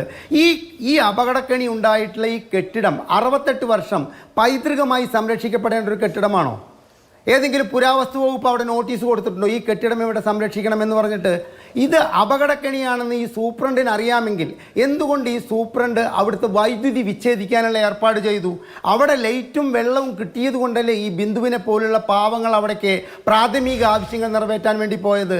ഇന്നലെ ഒരു ചർച്ചയിൽ പങ്കെടുക്കുമ്പോൾ അവിടുത്തെ ഡോക്ടർമാരുടെ അഭിപ്രായം അറിയാൻ വേണ്ടിയിട്ട് നിങ്ങൾ നീട്ടിയ ചാനൽ മൈക്കിലേക്ക് അവിടുത്തെ ഡ്യൂട്ടിയിലുള്ള ഡോക്ടർമാർ എന്താ പറഞ്ഞത്? ആ ബ്ലോക്കിലെ ഒരുപാട് രോഗികൾ കിടക്കുന്നുണ്ട്. ഈ ഇടിഞ്ഞു വീണ കെട്ടിടത്തിൻ്റെ ഒരു ഭാഗമാണ് വീണതെങ്കിൽ മറ്റേ ഭാഗത്ത് നിറയെ ഓപ്പറേഷൻ കഴിഞ്ഞ രോഗികളുണ്ട്, അല്ല ഓപ്പറേഷൻ കാത്തു കിടക്കുന്നവരുണ്ട്. ഈ ഉണ്ടായ ദുരന്തം ആ ഭാഗത്താണ് ഉണ്ടായതെങ്കിൽ നമ്മൾ ഈ ചർച്ച ചെയ്യുന്നത് ഒരു ബിന്ദുവിനെ കുറിച്ചായിരിക്കില്ല. ഇവിടെ ബലാസോർ തീവണ്ടി അപകടം, അഹമ്മദാബാദ് മറ്റേ എയർ ഇന്ത്യയുടെ പ്ലെയിൻ താഴത്ത് വീണിട്ട് കത്തിയമർന്നത്, ഇത്തരം ദുരന്തങ്ങളോട് സാമ്യപ്പെടുത്തേണ്ട ഒന്നല്ല ഇത് എന്ന് പറയുന്നത് എന്തുകൊണ്ടാണെന്ന് വെച്ച് കഴിഞ്ഞാൽ 2 മന്ത്രിമാർ അവിടെ നിന്ന് കഥാപ്രസംഗം നടത്തുമ്പോൾ ബിന്ദു എന്ന് പറയുന്ന ഒരു ജീവൻ മണ്ണിനടിയിൽ കിടന്നിട്ട് ജീവന് വേണ്ടിയിട്ട് എന്നെ രക്ഷിക്കുമെന്നുള്ള അവരുടെ ബോധം മറയുന്നത് വരെ അവർ ആഗ്രഹിച്ചിരിക്കാം എന്നുള്ളതാണ് ഇവിടുത്തെ സത്യം. എന്നിട്ട് ഈ മന്ത്രിമാർ പറഞ്ഞത് എന്താണ്? അവിടെ ആരും മണ്ണിനടിയിൽ പെട്ടിട്ടില്ല, 2 പേർക്ക് അന്വേഷണം വേണ്ടതാണ്. മാധ്യമങ്ങളടക്കം അവിടെ ചെന്നിട്ട് ഏറെ നേരം കഴിഞ്ഞതിന് ശേഷമാണ് ഫയർഫോഴ്സ് സംവിധാനം അവിടേക്ക് എത്തുന്നത്. അതിനുശേഷവും നമ്മൾ നേരത്തെ കണ്ടതുപോലെ അതിനുള്ളിൽ ആളുണ്ടോ എന്ന് പരിശോധിക്കണമെന്ന നിരന്തര ആവശ്യങ്ങൾക്ക് ശേഷമാണ് അങ്ങനെ ഒരു പരിശോധന നടത്തുകയും അതിനൊടുവിൽ ബിന്ദുവിനെ കണ്ടെത്തുകയും ചെയ്തത് എന്നുള്ളതാണ് ഏറെ ദുഃഖകരമായ കാര്യം. അഡ്വക്കേറ്റ് കെ അനിൽകുമാർ, നമുക്ക് പറയാൻ പല നേട്ടങ്ങളുണ്ടായിരിക്കാം, പക്ഷെ നമ്മൾ തന്നെ നമ്മൾ തന്നെ നമ്മുടെ പരിമിതിയിൽ നിന്നുകൊണ്ട് നേടിയെടുത്ത പലതിൻ്റെയും മാറ്റു കുറയ്ക്കുന്ന ഇത്തരം പ്രവർത്തനങ്ങൾ ഉണ്ടാകുമ്പോൾ, ഇത്തരം പ്രശ്നങ്ങൾ ഉണ്ടാകുന്ന സമയത്ത് നമ്മൾ ഇതുവരെ നേടിയ വലിയ നേട്ടങ്ങൾ വെച്ച് അതിനെ ന്യായീകരിക്കാൻ കഴിയില്ല, അതിനെ തുലനം ചെയ്യാൻ കഴിയില്ല, നമുക്ക് പ്രത്യേകിച്ച് ഒന്നും ചെയ്യാൻ കഴിയില്ല. അപ്പോൾ അവിടെ ഒരു കെട്ടിടം തകർന്നു വീഴുമ്പോൾ നമുക്ക് ന്യായീകരിക്കാൻ കഴിയും, പക്ഷെ അതിനുള്ളൊരു ജീവൻ ഉണ്ടായിരുന്നു എന്ന് പറയുമ്പോൾ നമുക്ക് ന്യായീകരിക്കാൻ കഴിയില്ല. കാരണം അത് വിശ്വസിക്കുന്നത് ഈ സംവിധാനത്തെയാണ്. ഈ സംവിധാനത്തെ വിശ്വസിച്ച് വന്ന ഒരാൾക്ക് ജീവനും ജീവിതവും നഷ്ടപ്പെട്ടു പോകുന്നുണ്ട് എങ്കിൽ അതിന് മറുപടി പറയേണ്ടത് ആരാണ്? അല്ല, ഇപ്പോൾ ഇവിടെ 3 പേര് കമ്മ്യൂണിസ്റ്റ് വിരുദ്ധന്മാരുണ്ട്. ബഹുമാനപ്പെട്ട മോഹനൻ അടുത്ത ബന്ധുവാണ്. ഇന്നലെ ഞാൻ പരിചയപ്പെട്ടു. ഞാൻ മനസ്സിലാക്കുന്ന അദ്ദേഹം കൊല്ലത്തെ ഒരു കോൺഗ്രസിൻ്റെ നേതാവ് കൂടിയാണ്. ഇന്നലെ രാത്രിയിൽ ഇവരുടെ വീട്ടിൽ ഞാൻ പോയിരുന്നു. ചാണ്ടിയുമ്മൻ MLA ആംബുലൻസ് തടഞ്ഞു. എന്തിനാ ആംബുലൻസ് തടയുന്നത്? മരിച്ച ബിന്ദുവിൻ്റെ മൃതദേഹമായിട്ട് മെഡിക്കൽ കോളേജിൽ പോസ്റ്റ്മോർട്ടം കഴിഞ്ഞ് വീട്ടിലേക്ക് പോകുമ്പോൾ ആംബുലൻസ് തടയുന്നത് വീട്ടുകാരുടെ ആവശ്യപ്രകാരമാണ്. വീട്ടുകാർക്ക് എങ്ങനെങ്കിലും ആ മൃതദേഹം അവിടെ വീട്ടിലേക്ക് കൊണ്ടുപോകണം. അതിന് ഇന്നലെ മുട്ടിയറ ആശുപത്രി എത്തിക്കണം. മുട്ടിയറ ആശുപത്രിയിൽ അത് എത്തിക്കുന്നത് തടയത്തക്ക വിധം അതിൻ്റെ മുന്നിൽ കിടന്ന് ഷോ കാണിച്ച് ചാണ്ടിയുമ്മനിലെ വർത്തമാനം പറഞ്ഞിട്ട് ഇപ്പോൾ ഓടിയത്. എന്തിനാ ചാണ്ടിയുമ്മൻ ഷോ കാണിക്കുന്നത്? എന്നിട്ട് ചർച്ചയിൽ ഇല്ലാതെ ഇപ്പോൾ രക്ഷപ്പെട്ടിരിക്കല്ലേ. ഇനി ആ മൃതദേഹത്തോടൊപ്പം അനുധാവനം ചെയ്ത് മുട്ടിയറ ആശുപത്രി ചെന്ന ഒരാളാണ് ഞാൻ. അവിടെ നിന്ന് ഈ വീട്ടിൽ ചെന്നു. മരിച്ച ബിന്ദുവിൻ്റെ ഭർത്താവിനെ അദ്ദേഹത്തോട് സംസാരിച്ച് ഇപ്പോൾ ഇവിടെ ചാണ്ടിയുമ്മൻ ഉന്നയിച്ച കാര്യങ്ങളൊക്കെ ഇന്നലെ രാത്രിയിൽ അദ്ദേഹവുമായിട്ട് സംസാരിച്ചത് ബഹുമാനപ്പെട്ട മോഹൻ നടന്നിട്ടുണ്ടാവുമെന്ന് ഞാൻ വിചാരിക്കുന്നത്. ചാണ്ടിയുമ്മൻ പ്രത്യേക ഒരു അവകാശം കേരളത്തിലെ ഇടതുപക്ഷ ജനാധിപത്യ സർക്കാർ ഇതുപോലൊരു അപകടം ഉണ്ടായാൽ ക്യാബിനറ്റ് തീരുമാനിച്ച് ഉയർന്ന തുക കൊടുക്കുകയല്ലേ. ഓക്കി ദുരന്തം ഉണ്ടായപ്പോൾ 20 ലക്ഷം കൊടുത്ത ഗവൺമെൻറ്റാണ് കേരളത്തിലെ സർക്കാർ. കൊടുക്കാതിരിക്കുക, അതിന് ചാണ്ടിയുമ്മൻ്റെ റെക്കമെൻഡേഷൻ വേണോ? Advocate K. എൽ. കുമാർ അദ്ദേഹം ആ പ്രദേശത്തുള്ള ജനപ്രതിനിധിയാണ്. അദ്ദേഹത്തിന് അങ്ങനെ റെക്കമെൻഡ് ചെയ്യാൻ പാടില്ല എന്നില്ല. രണ്ടാമത്തെ കാര്യം, ദൗർഭാഗ്യകരമായ ഒരു മരണം ഉണ്ടാകുമ്പോൾ അതിൽ ജനകീയ പ്രതിഷേധമോ രാഷ്ട്രീയ പ്രതിഷേധമോ ഉണ്ടാകാൻ പാടില്ല എന്ന് പറയാൻ കഴിയില്ല. പിന്നെ അങ്ങനെ ഷോ കാണിക്കേണ്ടതില്ല എന്ന് വിചാരിച്ചിട്ടാണോ ഇന്ന് അവരുടെ സംസ്കാര ചടങ്ങുകളിൽ കേരളത്തിൽ നിന്ന് ഒരു മന്ത്രിയും പങ്കെടുക്കാതിരുന്നത്? നിങ്ങൾ പറയാം, ഞാൻ പറയുന്നതെന്ന് പിടിച്ചോ. ഇത് പറഞ്ഞു ഇങ്ങോട്ട് പിടിച്ചോ. പറഞ്ഞിട്ട് ബാക്കി. ഇപ്പം അവർ രക്ഷപ്പെട്ടു പോയല്ലോ. ഈ ഷോ കാണിക്കുന്നവർ രക്ഷപ്പെട്ടു പോയല്ലോ. ഞങ്ങളവിടെ ഉണ്ടായിരുന്നു. ഇപ്പോൾ ഇവിടെ ചാനലിൽ കൂടെ പറഞ്ഞ ആവശ്യമൊക്കെ ഇന്നലെ രാത്രിയിൽ സംസാരിക്കുകയും അപ്പം തന്നെ അവിടെ ഇരുന്ന് ആരോഗ്യമന്ത്രിയോട് സംസാരിക്കുകയും ചെയ്ത ആളാണ് ഞാൻ. ബഹുമാനപ്പെട്ട മോഹൻ അത് കഴിഞ്ഞാണ് അവിടെ വന്നത്. ആ കുടുംബാംഗങ്ങളോടെല്ലാം വർത്തമാനം പറഞ്ഞ ആളാണ് ഞാൻ. ഇതിൻ്റെ അടിസ്ഥാനത്തിൽ തീരുമാനം സർക്കാർ എടുക്കും എന്നാൽ വീട്ടിൽ നിന്നും മന്ത്രിയോട് സംസാരിച്ച് ബഹുമാനപ്പെട്ട മന്ത്രി BN വാസനോട് സംസാരിച്ച് ആ കുടുംബാംഗങ്ങളെ ആശ്വസിപ്പിച്ച ശേഷമാണ് 11:30 ഞാൻ ആ വീട്ടിൽ നിന്ന് പോരുന്നത്. ഞങ്ങളൊരു ഷോയ്ക്കും പോയില്ല. 12:50 ഈ സംഭവം അറിഞ്ഞപ്പോൾ തന്നെ അവിടെ ഓടിയെത്തത് പാർട്ടിയുടെ ഏരിയ സെക്രട്ടറി CM കുസുമനാണ്. അപ്പോൾ ആ കുടുംബത്തെ ചേർത്ത് നിർത്തും. അതിന് ചാണ്ടിയുമ്മൻ്റെ വക്കാലത്ത് വേണ്ട. ഇനി ബഹുമാനപ്പെട്ട ചാണ്ടിയുമ്മൻ്റെ അഭിവന്ദ്യ പിതാവ് ഇവിടെ മുഖ്യമന്ത്രിയായിരുന്നപ്പോൾ എന്തായിരുന്നു ആനുകൂല്യങ്ങൾ കിട്ടിയിരുന്നത്? എങ്ങനെയാണ് ആനുകൂല്യം കൊടുത്തിരുന്നത്? അത് പറയിക്കണ്ട. ഇനി അദ്ദേഹത്തെക്കുറിച്ച് പറഞ്ഞുകൊണ്ട് ഞാനങ്ങോട്ട് പറയാം.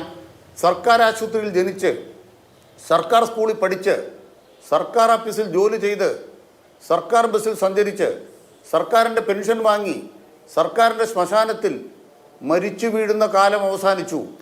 ആരാ പറഞ്ഞത്? ഉമ്മൻചാണ്ടി മുഖ്യമന്ത്രിയായിരിക്കുമ്പോൾ. അദ്ദേഹം എന്താ പറഞ്ഞത്? കേരളത്തിലെ സർക്കാർ ജീവനക്കാർക്ക് ശമ്പളവും പെൻഷനോട് കൊടുത്താൽ പിന്നെ ആ കടം വീട്ടാനുള്ള കാശ് കണ്ടെത്തുന്ന 2000 കോടി പുറമെ നിന്ന് കടമെടുക്കണം. എവിടുന്ന് ആശുപത്രി നന്നാക്കാനുള്ള പണം? അഡ്വക്കേറ്റ് അനിൽകുമാർ, ഇതിന്റെ പ്രശ്നം എന്താണെന്ന് അറിയുമോ? നമ്മൾ ഭരണ നേട്ടങ്ങളോ കോട്ടങ്ങളോ ചർച്ച ചെയ്യാനുള്ള ഒരു ചർച്ചയല്ല ഇത്. ഞാൻ അങ്ങയുടെ ആദ്യത്തെ ചോദ്യം ചോദിക്കുന്നത് അല്ലല്ല, ആരോഗ്യമന്ത്രിയുടെ രാജി ആവശ്യപ്പെടുന്ന പ്രതിപക്ഷത്തെ കുറിച്ച് എന്താണ് പറയാനുള്ളത്, അല്ലെങ്കിൽ ആ ആവശ്യത്തെ കുറിച്ച് എന്താണ് പറയാനുള്ളത് എന്ന് ചോദിച്ചപ്പോൾ അങ്ങയുടെ മൂന്നാമത്തെ സെന്റൻസിൽ വന്ന പേര് ഉമ്മൻചാണ്ടിയതാണ്. ഇത് 8 വർഷത്തെ ഭരണനേട്ടം, 9 വർഷത്തെ ഭരണനേട്ടം പറയാനുള്ള വേദിയോ അല്ലെങ്കിൽ അതിനു മുമ്പുള്ള സർക്കാരിന്റെ ഭരണ കോട്ടങ്ങളെ കുറിച്ച് പറയാനുള്ള വേദിയോ അല്ല. അങ്ങ് ആവർത്തിച്ച് അത് മാത്രമാണ് ഉമ്മൻചാണ്ടി എന്ത് കൊടുത്തു, ഞങ്ങൾ എന്ത് കൊടുത്തു എന്നുള്ളത്. ഞാൻ ചോദിക്കുന്നത് അഡ്വക്കേറ്റ് കെ. അനിൽകുമാർ, ഈ ഒരു സംഭവം ഉണ്ടായതിനു ശേഷമുള്ള ഈ സിസ്റ്റത്തിന്റെ പ്രതികരണത്തെ കുറിച്ചാണ്. ഇന്ന് ഇത്രയും ദാരുണമായ ഒരു സംഭവം ഉണ്ടായി. നമ്മുടെ സിസ്റ്റമാണ് അതിലെ പ്രശ്നം എന്ന് ആരോഗ്യ വകുപ്പ് തന്നെ തിരിച്ചറിയുന്നുണ്ട്. ആ സിസ്റ്റത്തിന്റെ പേരിൽ ഒരാൾക്ക് ജീവൻ നഷ്ടപ്പെടുമ്പോൾ ആ മരണം സംഭവിച്ചയിടത്ത് ആ സംസ്കാര ചടങ്ങുകളിൽ ഈ സിസ്റ്റത്തിന്റെ ഒരു പ്രതിനിധി ഉണ്ടാവുക, സർക്കാരിന്റെ ഒരു പ്രതിനിധി ഉണ്ടാവുക എന്ന് പറയുന്നത് കുറഞ്ഞ കാര്യമായി പോയോ? അത് പറയാം. അവിടെ ഞങ്ങൾ കൃത്യമായിട്ട് പറയാൻ ആഗ്രഹിക്കുന്നു. ആ മരണം ഉണ്ടായതിനെ തുടർന്ന് പോസ്റ്റ്മോർട്ടം അടക്കമുള്ള എല്ലാ കാര്യങ്ങളിലും സർക്കാർ നടപടി സ്വീകരിച്ചു. മൃതദേഹത്തോടൊപ്പം ഞങ്ങൾ പൊതുപ്രവർത്തകർ, ഒരു MLA അടക്കം വേദിയിൽ അവിടെ ചെന്നു. അതിനുശേഷം ഇന്നലെ മൃതദേഹം തടഞ്ഞ ആളുകളുടെ ഉദ്ദേശം എന്താണ്? വീണ ജോർജ് രക്തസമ്മർദ്ദം കൂടി ഒരു ആശുപത്രി ചെന്നപ്പോൾ കൊട്ടാരക്കര ആശുപത്രിയിൽ അവരോട് എങ്ങനെ പെരുമാറിയത് നിങ്ങൾ കണ്ടില്ലേ? നിങ്ങൾ മനുഷ്യരല്ലേ? ഒരു രക്തസമ്മർദ്ദം കൂടി ഒരു മന്ത്രി കൊട്ടാരക്കര ആശുപത്രി ചെന്നാൽ അവിടെ തള്ളിക്കയറിയിട്ട് എന്ത് പണിയാണ് കാണിച്ചത്? നിങ്ങളിതൊന്നും കാണുന്നില്ലേ? കോട്ടയത്തെ മെഡിക്കൽ കോളേജിൽ നിന്ന് രോഗികൾക്ക് മര്യാദയ്ക്ക് ചികിത്സ കിട്ടിയോ? മെഡിക്കൽ കോളേജിനകത്തോട്ട് ചാടിക്കയറിയിട്ട് എന്തെല്ലാം ആഭാസത്തിലാണ് കാണിച്ചത്? ഇവിടെ ഒരു വിദ്വാൻ, ആ പരമവിദ്വാൻ പറയുകയാണ്, എന്താ പറയുക, പുരാവസ്തുവാണോ, പെയിൻ്റ് അടിച്ചു. ആ മാന്യനോട് ഞാൻ പറയുകയാണ്, ഗുരുവായൂരിൽ നിന്ന് വണ്ടിക്കൂലി ഞാൻ കൊടുക്കാം, കോട്ടയത്തേക്ക് വാ. നിങ്ങളെ ഞാനൊരു ഒരു സൂപ്പർ സ്പെഷ്യാലിറ്റി ആശുപത്രിയുടെ ബ്ലോക്ക് അവിടെ പണിയുന്ന കാണാം. മനുഷ്യ ഒന്ന് വാ, നിങ്ങൾ വരൂ. പത്രത്തിൽ കാണുന്ന എല്ലാം കൂടെ വിളമ്പാൻ വന്നിരിക്കുന്ന യോഗ്യൻ അദ്ദേഹത്തോട് പറയുകയാണ്, താങ്കളുടെ വീട്ടിൽ നിന്ന് എടുത്തിട്ടുള്ള പൈസ കൊണ്ടൊന്നും ചെയ്യുന്നത്. താങ്കളുടെ വീട്ടിൽ നിന്ന്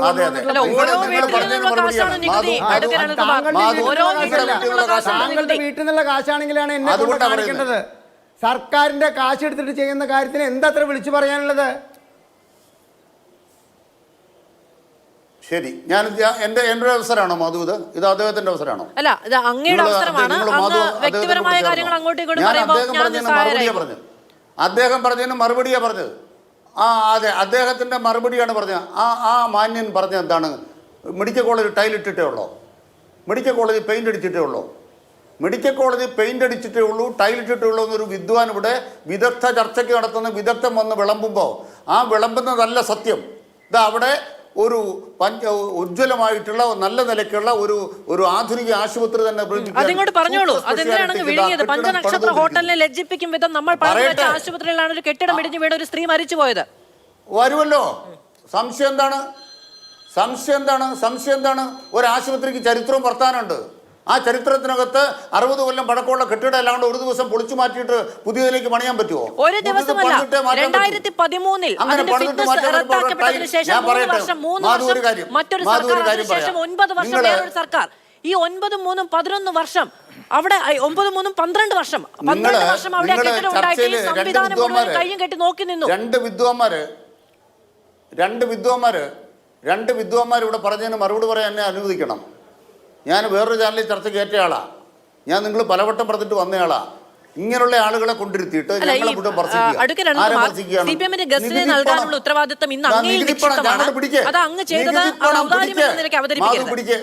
നിങ്ങൾ മാധു ഇതൊന്ന് കേട്ടെ.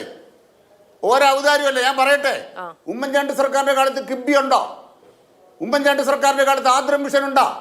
ഉമ്മൻചാണ്ടി സർക്കാരിന്റെ കാലത്ത് പൊതുവിദ്യാഭ്യാസ സംരക്ഷണ യജ്ഞം ഉണ്ടോ? ഉമ്മൻചാണ്ടി സർക്കാരിന്റെ കാലത്ത് ദേശീയപാത കൊടുക്കാൻ 6,150 കോടി ഉണ്ടോ അവിടെ? ഉമ്മൻചാണ്ടി സർക്കാരിന്റെ കാലത്ത് 24 മണിക്കൂർ കറണ്ട് കിട്ടുന്ന മുതലുള്ള സംവിധാനത്തിൽ ഇലക്ട്രിസിറ്റിയെ മാറ്റിയിട്ടുണ്ടോ? കെ ഫോൺ പദ്ധതി ഉണ്ടോ? ഇതൊക്കെ ഉണ്ടാക്കിക്കൊണ്ടുവന്നൊരു സർക്കാർ. നികുതിപ്പണം, ഈ നികുതിപ്പണം പണ്ടുകൊണ്ടായിരുന്നു. ഈ വിദ്വാന്മാർ ഇവിടെ ജീവിച്ചിരിപ്പുണ്ടായിരുന്നു. കിബി എന്നൊരു പരിപാടിയെ എതിർത്തവരല്ലേ ഇവരെല്ലാം? കിബി എന്ന് പറഞ്ഞൊരു പരിപാടിയെ എതിർത്തവരല്ലേ ഇവിടെയല്ല? ഉമ്മൻചാണ്ടി സർക്കാരിന്റെ കാലത്ത് കേരളത്തിൽ നിന്ന് റോഡേ പണിയാൻ പൈസയില്ല. ആരാ പറഞ്ഞത്? TN പ്രതാപൻ ഒരു മാധ്യമത്തിന്റെ ചർച്ചയിൽ. നിങ്ങൾ കേട്ടിട്ടില്ലേ? അവിടുന്ന് അന്നും നികുതിപ്പണമുണ്ട്, ഇന്നും നികുതിപ്പണമുണ്ട്. പക്ഷെ അന്നില്ലാത്ത പുതിയത് ഇന്നുണ്ട്. ആ ഉള്ളതിനെ തമസ്കരിക്കാൻ വേണ്ടി നുണ പറയുന്നു. ഒരു നുണ ഞാൻ പറയാം. എന്താ നുണ? മന്ത്രിമാരവിടെ വരുന്നത് എപ്പോഴാ? 19 അപകടം. മന്ത്രിമാർ വന്ന് 11:50. നിങ്ങൾ ആ മെഡിക്കൽ കോളേജിലെ CCTV എടുത്ത് നോക്ക്. എത്ര മണിക്കാണ് അവിടെ JCB വന്നത്? 11:50 കഴിഞ്ഞപ്പോൾ 11:55 JCB വന്നു. മന്ത്രിമാർ JCB വരണ്ടെന്ന് പറഞ്ഞോ? വന്നില്ല. പ്രശ്നം എന്താണ്? കെട്ടിടം പൊളിച്ചിട്ട് JCB അകത്തോട്ട് കയറും. കാരണം എന്താണ്? 60 കൊല്ലം മുമ്പ് കെട്ടിടം ഒരു മണിക്കൂർ ശേഷം അതിനുശേഷം ഇത്രയും നേരത്തിന് ശേഷമാണ് അവിടെ രക്ഷാപ്രവർത്തനം നടന്നത് സംബന്ധിച്ചുള്ള പരാതികൾ ആ കുടുംബത്തിന് തന്നെയുണ്ട്, അവിടെയുള്ള നാട്ടുകാർക്കുണ്ട്, ജനപ്രതിനിധികൾക്കുണ്ട്. ഇതൊന്നും തമസ്കരിച്ച് മുന്നോട്ട് പോകാൻ കഴിയില്ല. പിന്നെ ഈ അങ്ങ് ആവർത്തിച്ച ഉമ്മൻചാണ്ടി സർക്കാരിന്റെ കാലത്തുണ്ടോ, ഉമ്മൻചാണ്ടി സർക്കാരിന്റെ കാലത്തുണ്ടോ എന്ന് ചോദിച്ചതുകൊണ്ട് മാത്രം ഞാൻ പറയാം. കേരളകുമാർ, രണ്ടാം LDF സർക്കാരിന്റെ കാലത്ത് കേരളത്തിലെ കോട്ടയം മെഡിക്കൽ കോളേജിന് കെട്ടിടം സ്ത്രീ മരിക്കുമ്പോൾ ആളുകൾ തുലനം ചെയ്യേണ്ടത് ഉമ്മൻചാണ്ടി സർക്കാരിന്റെ കാലത്ത് അതുണ്ടോ, ഉമ്മൻചാണ്ടി സർക്കാരിന്റെ കാലത്ത് ഇതുണ്ടോ, ഉമ്മൻചാണ്ടി സർക്കാരിന്റെ കാലത്ത് അതുണ്ടോ, ഉമ്മൻചാണ്ടി സർക്കാരിന്റെ കാലത്ത് ഇതുണ്ടോ എന്ന് അങ്ങ് ആവർത്തിച്ച് ചോദിക്കുന്ന ചോദ്യത്തിനാണ് എന്ന് അങ്ങ് വിചാരിക്കുന്നുണ്ടെങ്കിൽ അഡ്വക്കേറ്റ് കേരളകുമാർ എനിക്കൊന്നും പറയാനില്ല. അഡ്വക്കേറ്റ് പ്രമോദ് പൺകർ, ഒരു നാട്ടിൽ ഒരു അനീതി ഉണ്ടായിട്ടുണ്ടെങ്കിൽ അവിടെ തീ പടരണം എന്നൊക്കെ പലരും വലിയ കാര്യത്തിൽ പറയുന്നത് നമ്മൾ കേട്ടിട്ടുണ്ട്. അവിടെ ഒരു അനീതി ഉണ്ടാവുകയും അതിലൊരു മരണം ഉണ്ടാവുകയും ചെയ്തു. ജനങ്ങളോ മറ്റ് രാഷ്ട്രീയ പാർട്ടികളോ പ്രതിഷേധിക്കേണ്ടതില്ലേ? മാധ്യമങ്ങൾ അത് പറയേണ്ടതില്ലേ? അങ്ങനെ പറയണമെങ്കിൽ എന്തൊക്കെ കാര്യങ്ങൾ പറഞ്ഞ് മുൻകൂറായി പറഞ്ഞ് അനുമതി വാങ്ങേണ്ടതുണ്ട്? ഒരു നാട്ടിൽ ഒരു അനീതി ഉണ്ടായിട്ടുണ്ടെങ്കിൽ അത് അന്ന് വൈകിട്ട് അവിടെ കലാപം ഉണ്ടാകണം എന്ന് പറയുന്നതിന് ഇവിടെ ഇപ്പോൾ CPM-ഉം സർക്കാരും കൊടുക്കുന്ന പാരഡി എന്ന് പറഞ്ഞാൽ ഒരു നാട്ടിൽ ഒരു അനീതി ഉണ്ടായാൽ അന്ന് വൈകുന്നേരം അല്ലെങ്കിൽ പിറ്റേ ദിവസം മുഖ്യമന്ത്രി അമേരിക്കയിലേക്ക് പറക്കണമെന്നാണ്. മിസ്റ്റർ അനിൽകുമാറിനെയൊക്കെ ഒരു ചർച്ചയിലേക്ക് ഇരുത്തിയിട്ട് നമുക്ക് ചർച്ച ചെയ്യാൻ പറ്റും. ഞാൻ പറഞ്ഞപ്പോ കട്ട് ചെയ്തു. നിങ്ങൾക്ക് സംസാരിക്കാനുള്ള സമയം മുഴുവൻ നിങ്ങൾ CPM-ന്റെയും ഇടതുമുന്നണിയുടെയും പ്രകടന പത്രിക വായിച്ചിട്ട് ബാക്കിയുള്ളവരുടെ സമയത്ത് സംസാരിക്കുന്നു. നിങ്ങൾ ഈ ചർച്ചയ്ക്കകത്ത് എന്നോട് അനീതി കാണിച്ചു. നിങ്ങളോട് ഞാൻ ഇടവേള പറഞ്ഞാണ് സമയത്തിന് അനീതി ഞങ്ങളോട് കാണിച്ചത്. ഞാൻ ഇടവേള പറഞ്ഞാണ് പോയത്. ഇടവേള അല്ലല്ല, ഞാൻ ചോദിച്ച ഒരു ചോദ്യത്തിന് നിങ്ങൾ ഞാൻ പറഞ്ഞ കട്ട് ചെയ്തു. എന്താ കട്ട് ചെയ്തത്? കട്ട് ചെയ്ത് പോയിട്ടെന്ന് വെച്ചാൽ ബിന്ദുവിന്റെ ഭർത്താവ് ഇന്നലെ പറഞ്ഞു ഈ പറയുന്ന തെരച്ചിൽ പ്രവർത്തനത്തിൽ ഒരു താമസവും വന്നില്ല. ബിന്ദുവിന്റെ ഭർത്താവ് ഇന്നലെ പറഞ്ഞ മാതൃഭൂമി ഞാൻ കേട്ടതല്ലേ, എല്ലാ മാധ്യമങ്ങളോട് പറയുന്നത് കേട്ടതല്ലേ? ആയിക്കോട്ടെ, പുതിയ കഥ ഇത്ര ആളുകൾ നിർമ്മിച്ചതാ. നിങ്ങൾ ഉൾപ്പെടെയുള്ള മാധ്യമങ്ങൾ നിർമ്മിച്ചതാണ്. ആ പുതിയ കഥ രാഷ്ട്രീയമാണ്. കെട്ടിടം തകർന്നു വീണതോ അതിനുള്ളിൽ അവരുടെ ഭാര്യ കുടുങ്ങിയിട്ടുണ്ട് എന്നുള്ളതോ ആ കുടുംബം അറിയുന്നത് ഏറെ വൈകിയാണ്. അവർക്ക് അതുമായി ബന്ധപ്പെട്ട് കൃത്യമായ വിവരങ്ങളൊക്കെ കിട്ടുന്നത് ഏറെ വൈകിയാണ്. അവർ കാണുന്നത് ഈ ബഹളങ്ങളൊക്കെയാണ്. പിന്നീട് അവരുടെ കുടുംബത്തിൽ മരണമുണ്ടായതെന്ന് അറിയുന്നത് ആ സമയത്ത് അവർ പറയുന്നതല്ല. അവിടെ ഈ വിവരം അറിഞ്ഞെത്തിയ മാധ്യമങ്ങളും അവിടെ ഈ വിവരം അറിഞ്ഞെത്തിയ പൊതുപ്രവർത്തകരും എല്ലാം അവിടെ JCB അടക്കം അവശിഷ്ടങ്ങൾക്കിടയിൽ ജീവനുണ്ടോ എന്ന് പരിശോധിക്കണമെന്ന് ആവർത്തിച്ച് ആവശ്യപ്പെട്ടു എന്നാണ് ഞാൻ പറഞ്ഞത്. ആവർത്തിച്ച് ആവശ്യപ്പെടേണ്ട അവസ്ഥയുണ്ടായി എന്നതാണ്. അദ്ദേഹം മറുപടി പറഞ്ഞു. JCB വരാൻ പാടായിരുന്നു, കെട്ടിടം പൊളിക്കേണ്ടി വന്നു എന്ന് ഭർത്താവ് പറഞ്ഞു. മാധു കേട്ടോ? ഈ അനിൽകുമാർ കേൾക്കാത്തത്? ശ്രീ അനിൽകുമാർ ഒരു നിമിഷം. അങ്ങ് പറഞ്ഞത് കേട്ടു. അഡ്വക്കേറ്റ് അനിൽകുമാർ അങ്ങ് പറഞ്ഞത് കേട്ടു. അങ്ങേക്ക് ആ വാദം ഉന്നയിക്കാനുള്ള അവകാശത്തെ ഞാൻ ബഹുമാനിക്കുകയും ചെയ്യുന്നു. പക്ഷെ ആ കുടുംബം ആ വാർത്തയും വിവരവും അറിഞ്ഞത് ഏറെ വൈകിയാണ് എന്നുള്ള വസ്തുത കൂടി ഞാൻ അതിനോട് കൂട്ടിച്ചേർത്ത് വെക്കാൻ ശ്രമിക്കുന്നു. അവർ ഇന്നലെ അവരുടെ ജീവിതത്തിലെ ഏറ്റവും വലിയ ദുരന്തത്തെ അഭിമുഖീകരിച്ച ദിവസം അല്ല, അവർ പറയുന്ന കാര്യങ്ങളിൽ പലതുണ്ടാകും പ്രശ്നം. സ്പോട്ടിലുള്ള നിങ്ങൾ പറയണ എന്താണ്? അപ്പോ സ്പോട്ടിലുള്ള ബിന്ദുവിന്റെ ഭർത്താവോട് പറയുന്ന കേൾക്കണ്ട. പിന്നെയോ അനിൽകുമാർ മാത്രം സംസാരിച്ചാൽ ഇയാൾ എന്തൊരു തരത്തിലുള്ള ആ വിവരം ആ കുടുംബം അറിഞ്ഞത് ഏറെ താമസിച്ചാണ്. അതിനുശേഷം ഞാൻ ഈ ചർച്ചയിൽ ചാണ്ടി ഉമ്മൻ പറഞ്ഞ പരിശോധിക്കേണ്ടതുണ്ട് എന്ന് പറഞ്ഞ കാര്യമടക്കം പറഞ്ഞു എന്ന കാര്യമടക്കം മുന്നോട്ട് വെച്ചു. അവിടെ പരിശോധന അതിനുള്ള ആളുകൾ കുടുങ്ങിയിട്ടില്ല എന്ന് പറഞ്ഞത് കേരളത്തിലെ മന്ത്രിയാണ്. കുടുങ്ങിയിട്ടുണ്ടെന്ന് പിന്നീട് ബോധ്യപ്പെടുത്തേണ്ടി വന്നു തെരച്ചിലിന്. കേട്ടോ പരിശോധിച്ചിട്ടാണോ പറഞ്ഞത്? ആൾ കുടുങ്ങിയിട്ടുണ്ടോ ഇല്ലയോ? പരിശോധിച്ചിട്ടാണോ പറഞ്ഞത്? കള്ളമല്ലേ പറഞ്ഞത്? അല്ല, അത് സംബന്ധിച്ചുള്ള വിവരം കേരളത്തിലെ മന്ത്രിക്ക് കിട്ടിയിട്ടില്ലെങ്കിൽ ആ വിവരം ഉണ്ടാക്കാനാണ് സംവിധാനം അവിടെ പ്രവർത്തിക്കേണ്ടത്. കുടുങ്ങിയിട്ടില്ല ശരി, അവനവന്റേതല്ലോ, നാട്ടുകാരുടേതല്ലേ, അതുകൊണ്ട് കുടുങ്ങിയിട്ടില്ല. ഒരു നിമിഷം അല്ലല്ല, അങ്ങ് പറയുന്നതും അങ്ങ് മറ്റുള്ളവർ കേൾക്കണമെന്ന് വിചാരിക്കുന്നത് മാത്രം വെക്കാൻ വേണ്ടിയിട്ടുള്ളതല്ല ചർച്ച. അഡ്വക്കേറ്റ് കേൾക്കുമാർ, മറ്റുള്ളവർ കൂടി പറയാനുള്ളതാണ് ചർച്ച. മറ്റുള്ളവർ കൂടി പറയാനുള്ളതാണ് ചർച്ച. കേട്ടോ, അങ്ങ് പറഞ്ഞ ആ കാര്യത്തെ അത് പറയാനുള്ള അങ്ങയുടെ അവകാശത്തെ അങ്ങയുടെ സമയത്ത് ഞാൻ ബഹുമാനിക്കുന്നു. പക്ഷെ അങ്ങ് മാത്രം പറയാമെന്ന നിലപാട് അത് പാടില്ല. കേട്ടോ, അങ്ങ് മാത്രം പറയാമെന്ന നിലപാട് പാടില്ല. അത് ജനാധിപത്യമല്ല. കേട്ടോ, അത് ജനാധിപത്യമല്ല. ഒരു രക്ഷത്തിലും വിടില്ല. ശ്രീ പ്രമോദ് പുഴങ്കര അങ്ങയുടെ സമയം. എന്റെ സമയമാണ്. പക്ഷേ അനിൽകുമാർ അലറൽ നിർത്തിയാലേ എനിക്ക് സംസാരിക്കാൻ പറ്റുള്ളൂ. ഇതിന്റെ പ്രശ്നം എന്താണെന്ന് വെച്ചാൽ അതുകൊണ്ട് ഒരു കാര്യം പറയാൻ ആഗ്രഹിക്കുന്നു. ചോദ്യങ്ങൾക്ക് ഉത്തരമില്ലാത്തതുകൊണ്ട് വന്നിട്ടുണ്ട് എന്ന് മന്ത്രിയുടെ പൈപ്പ് ഞാൻ കേൾപ്പിക്കാം.